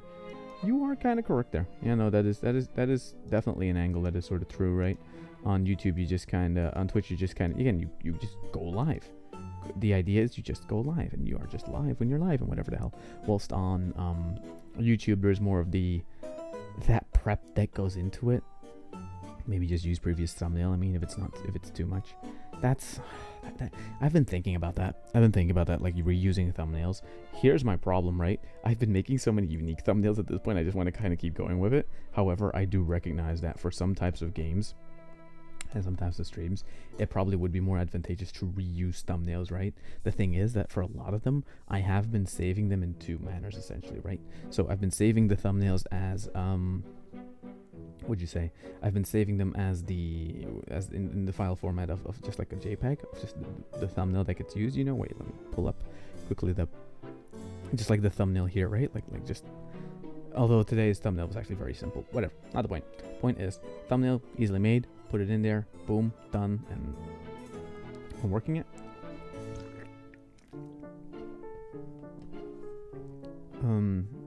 However, for other games and stuff like that, I have been saving like whatever character I draw separately from their background, so I actually do have a bunch of PNGs of like the different little characters and shit. So there are streams I guess I could just do by essentially just kind of having it like that, but I don't necessarily know how I would go about it. Okay, apparently the kick one seems to be a bit stable. Nope, not stable at all. The moment I look at it, it like disconnects. Kind of sad. Kind of sad for the people there, I guess. Oopsie. It is what it is. It's like it's being done for a bit and then it goes away, and then it gets done for a bit and then it goes away. Feels bad for people watching there, man. Nothing can be done, I guess. Yeah, maybe that's the thing I can do. Reuse the previous thumbnails more. Get that in, because there's like, okay, we're August, right? And we're slowly reaching mid-August, and I'm happy with the streams I have been doing, but I feel like I've not been making progress with the amount of games I wanted to play as well, right? Like, for example, tomorrow we're doing Zelda, because I really actually do want to beat Zelda before the vacation is over, but there's also a few other games I would like to play and beat before this vacation is over, so I don't know. It's just kind of like this annoying thing where it's like, how do I go about that? And even more than that, it's usually the title and descriptoring and stuff like that. That also takes time, and it also is kind of annoying. Add on plus on top of that I don't necessarily know what timings are the best timings to go live on. Like for now, I do notice that this like morning, well, at least for me, is like a morning routine kind of thing, does seem to be working fairly well. Yeah, it's interesting. It's something to consider, right? I know it saves you more time to do those thumbnails just a few months ago, those edited ones. I guess they were kind of quicker, but it's mainly also like description wise and what I write down. That's why, if you might have noticed, or maybe actually nobody pays attention to that, the descriptions within the YouTube videos have been getting smaller and smaller, right? Like essentially they're becoming more brief and brief and brief, because I just don't know what the fuck to say. It's like I'll see stuff on stream when I'm streaming, right? Like how do I know what I'm going to be talking about unless you're like a Zatsu streamer and then you prepare? I mean, just chatting and you prepare a bunch of stuff, right? Like it's different in that sense, I suppose.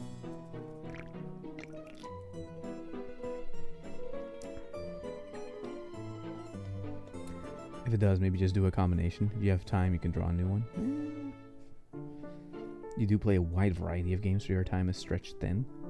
Maybe don't add new games until the backlog is caught up, but then I have to force myself to get through the backlog. That's also kind of the problem, right? The idea is I want to do more variety. It's not just about getting through stuff. It's about getting the variety in there. It's just my small little complaint, you know, that's all. It's a nothing burger complaint, by the way. It's a nothing burger complaint. It is just something that I've been noticing, and I just don't fully know how to deal with, because it's like, okay, for example, right? So last, if I'm gonna sum up what the last few streams are, it's like Doom Eternal, Dead by Daylight, Bloodborne, Doom Eternal, Devil May Cry, Dawn of War, Duck Duck Goose, Painting ASMR, Security Breach, Dawn of War, FNAF, Painting ASMR, Bloodborne, Genshin, ASMR, Genshin, Only Up, Bloodborne, Deep Rock, Signal. Like there's lately, it's just a lot of Doom. Maybe I've been doomed out. No, actually, I'm not dooming out. The Doom streams are fun as fuck. I just want to play more Doom. Maybe that's just it. I don't know. There was like a period a few months ago where I was just like doing a bunch of single player campaigns, but they were also kind of shorter as well. I was doing a lot of just longer games as well, I guess. And I think that's maybe part of the what's getting in between. Maybe don't add new. Shorter is better for descriptions. Yeah, that's also true. That is also true. So, Rock and Stone. Indeed, Rock and Stone. I actually do want to play more Rock and Stone, but then it's a multiplayer game more than a single player game, so. And laying down collab times is in the whole thing you have to plan out again, and not necessarily one where you can just kind of start up, go, and have fun with that, right?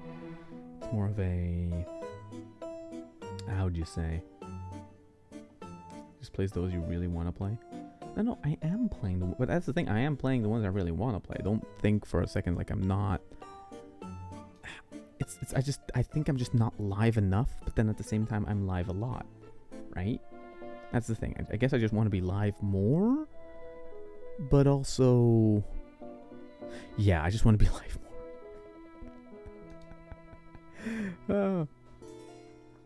I think it's my head where my focus is something like this, right? Like I'll go into like a thing, my mind gets focused for X amount of time, and then afterwards my mind wants to switch to something else, but that switching to something else isn't necessarily planned, and therefore that's kind of the thing, right? Side-eye 24/7 live streaming, no not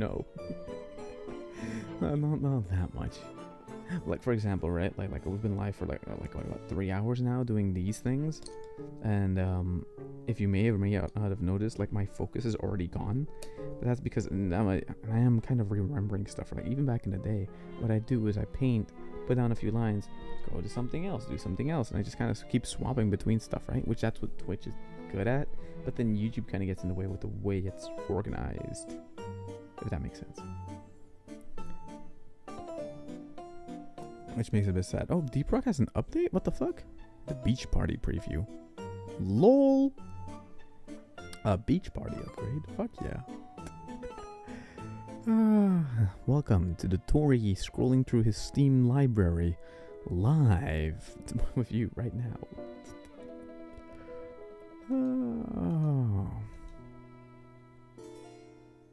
I'm live a lot and not enough. Wow. What else? Still have Resi 7. Maybe one of these. Although that's not necessarily a game I wish to play on stream. What do I want to play more horror games. That's also the thing. I want to do more horror games, but they're kind of because there's some horror games like I already know them, and if you already know the horror game, it's less interesting. But then again, it's like, okay, find a horror game you want to go in blind, but no, I also want to know if it's a good game or not. Truly, the problem with knowing too much and knowing too little at the same time.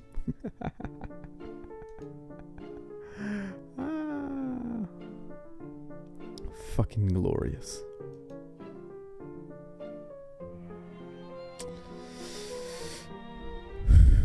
Total mind break. No, not mind break. What's it called? Play Little Nightmares, but I'm not that interested in Little Nightmares. Going to the tag survival horror. GTFO. What? That was a co-op, it's an online thing. Or System Shock. There's a lot of horror games. What the fuck? Ew. I think it's on sale now, though. It's a boo. Boo. Dead in the Waters. Ooh, that's kind of spooky. So it's like Subnautica, but with like mermaids and shit. That's kind of spooky looking.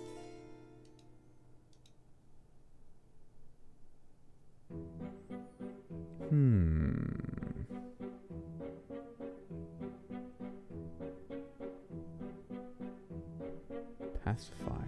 I remember that. Isn't that a shitty horror game? Oh my god. When is the fucking... What are these? A lot of them I've already played, right? Like, Forest, Under the Forest, already played that. Maybe they got an update. Who fucking knows, right? Those Escape the Backroom games. I really want to get that. I have it, but I just want to... Maybe I should just fucking play that.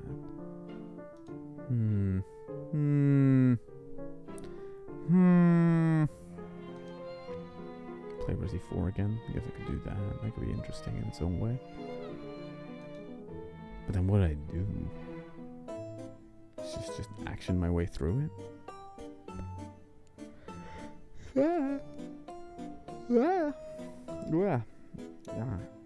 God damn. That was a yawn and a half. What the fuck? Just a reminder not to overwork yourself on those thumbnails. Art takes a lot of time. It's okay if you don't make every new one every stream. Well, that's fine. It's fine. I'll be fine. The art for the thumbnails are very quickly done, especially like the one I did today. But like usually they are kind of simple. They take me like an hour to do. Just I don't always have the... It's not about the time it takes to do them. It's about having the mental energy to do them all the time. That's kind of sometimes a bit exhausting, you know? Sometimes, not all the times, but just sometimes.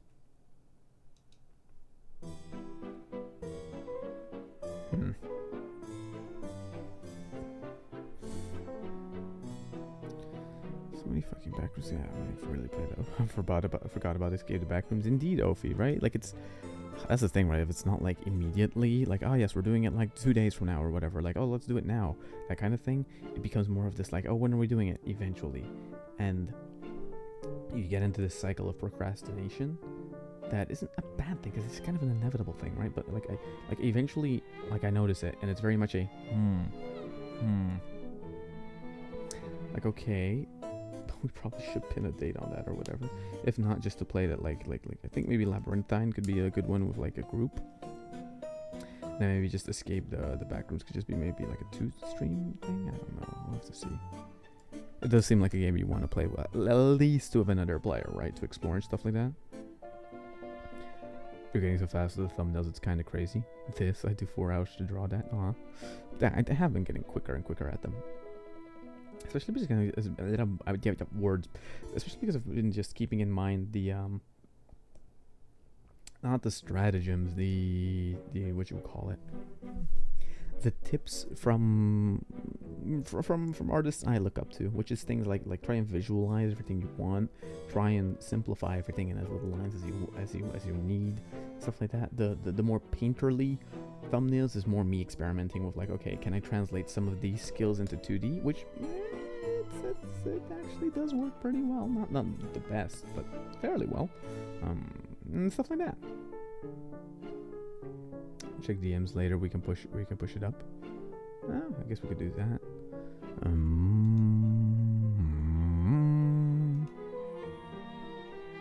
Stuff like that. Just like yeah. I just want more. I just wish I had more energy. Sometimes I feel like I feel... No, this is it. I feel like I don't have that much energy, yet I obviously do. So it's just that I'm not just live enough, I guess. But then I also want I want too much. I want the live streams to be active and engaging, but I also want to be able to just kind of stream when I'm gaming. But I'm not always I'm not always a like active person 24/7.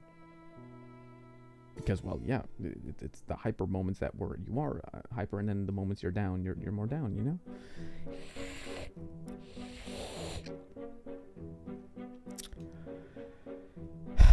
Damn it. This is a weird ass tangent. I'm incredibly sorry if it makes little sense. Although one thing I do like that maybe get more sleep. I actually slept a lot this night. That's the thing. I am sleeping a lot now.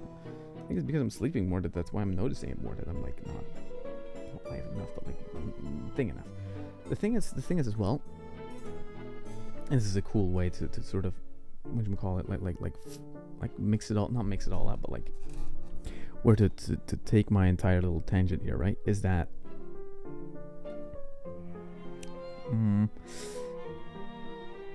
Tori, you're an amazing artist. Oh, thanks.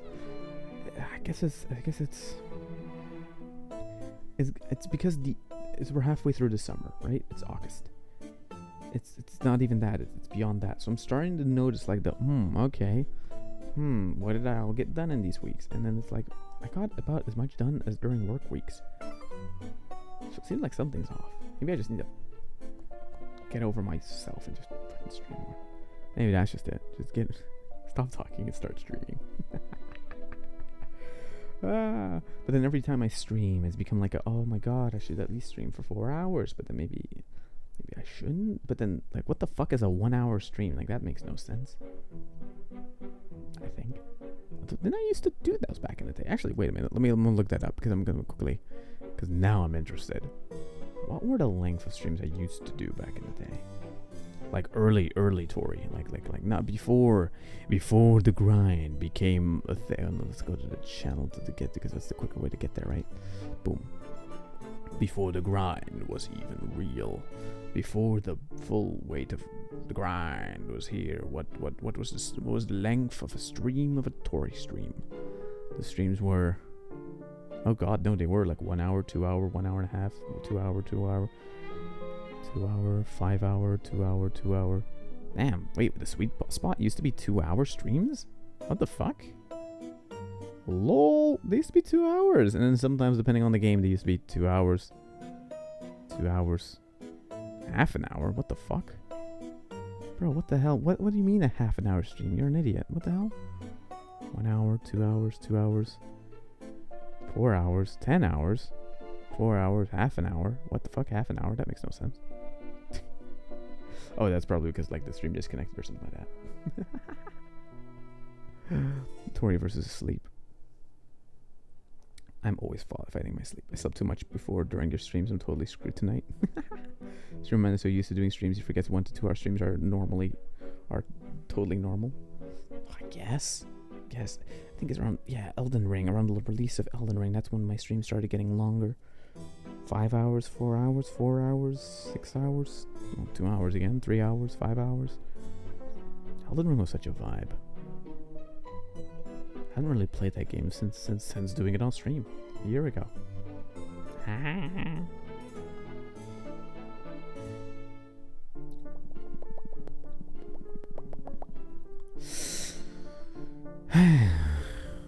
It is what it is. And then we had this year, which I liked this last year.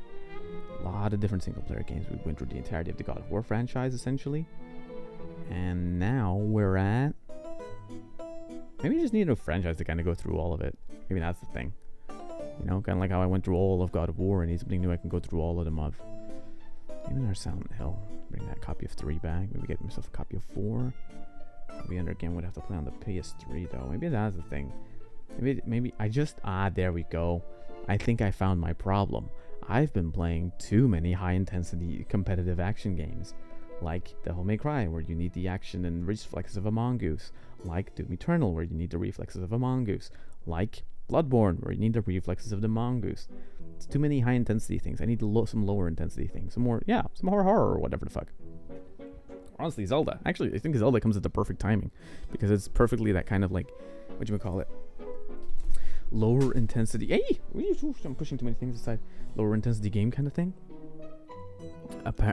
Maybe that's part of it. Interesting.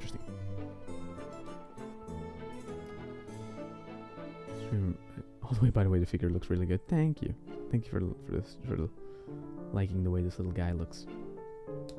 Chris in the YouTube chat. Play Tetris, I dare you. Okay, I don't want to sleep on stream, okay?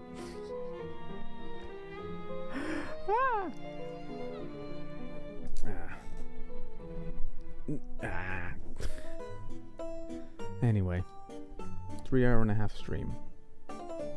feels kind of short. But I also don't feel like continuing painting. Oh, my fucking big ass mouth of like, oh yes, I'm going to do painting stream. Yes, big painting stream. Proceeds to never paint. Oh, they're getting there. They're getting there. For the next, with the most of the models, I think the next thing to do is like give them a little bit of a blue touch up with the rims and the edges. Then give the gray a bit of a rim and an edge. Then we'll highlight the red, and then they're done. I think it's literally kind of like little tiny details and stuff here and there, right? For the rest, it's like, yeah, we're getting there. We're getting there. They're getting closer and closer to completion. A little short, but that's okay. We made progress. That is indeed true. We did make progress. So that's already you know what? Let's look at it from a positive angle. Indeed, we made progress. We keep it at that, and then. I know, maybe it's also because I broke my routine because I didn't make a comic dub yesterday. There we go. So I'll do a comic dub after stream, edit that, try and get that out by the afternoon, and then I'll see where my energy levels are. If anything, maybe that's also, it's also weird because I'm technically, through my waking up early and stuff like that, I am slowly resetting my circadian rhythm back to a technically more normal circadian rhythm, and that's just weird because like, I'm awake more in the day and less in like the night and stuff like that, right? And it's just kind of weird if I became kind of used to it, you know, in a weird way. Yeah. In any case, I want to thank you all so very much for watching. Weird existential little tangent near the end there. I am totally fine. Don't worry. Don't ask. Like it's not like, oh my god, my streamer man is having No, I'm not having problems. I'm just, once I have to talk to myself for a long extended amount of time, these is usually the types of tongues I divulge into. Which is why I usually have the game there to distract me or to do other things, you know? So I guess that's part of the experience to the... And I think I just want to play more too. Maybe that's the problem. I want to play more the video game and I don't want to dedicate. The thing is as well, right? And this is the one downside of the schedule. Is the schedule will say like Doom Eternal stream. And then that's like yesterday, right? And it's like, okay, I played enough for a fun stream. And it's like, okay, I want to continue playing, but then I have to schedule it for next week. So there's always like a week between the things. I have to see. Doesn't matter. Next story is fine. He just likes to think out loud. There you go. Indeed. But indeed, for everyone that was thinking and saying goodnight in YouTube chat, I appreciate all of you as always. Thank you so very much for showing up. Don't forget, of course, to follow the stream if you follow the stream. Share the videos. That's the nice thing about the short form content. They're very short, so you can share them with your friends. Do that and spread the word of the mighty army of imps that is Tori's channel. I will see you all in the next one. Whenever the fuck that is. Take care, everybody. And good night. Oh, good day. Good morning. Good afternoon.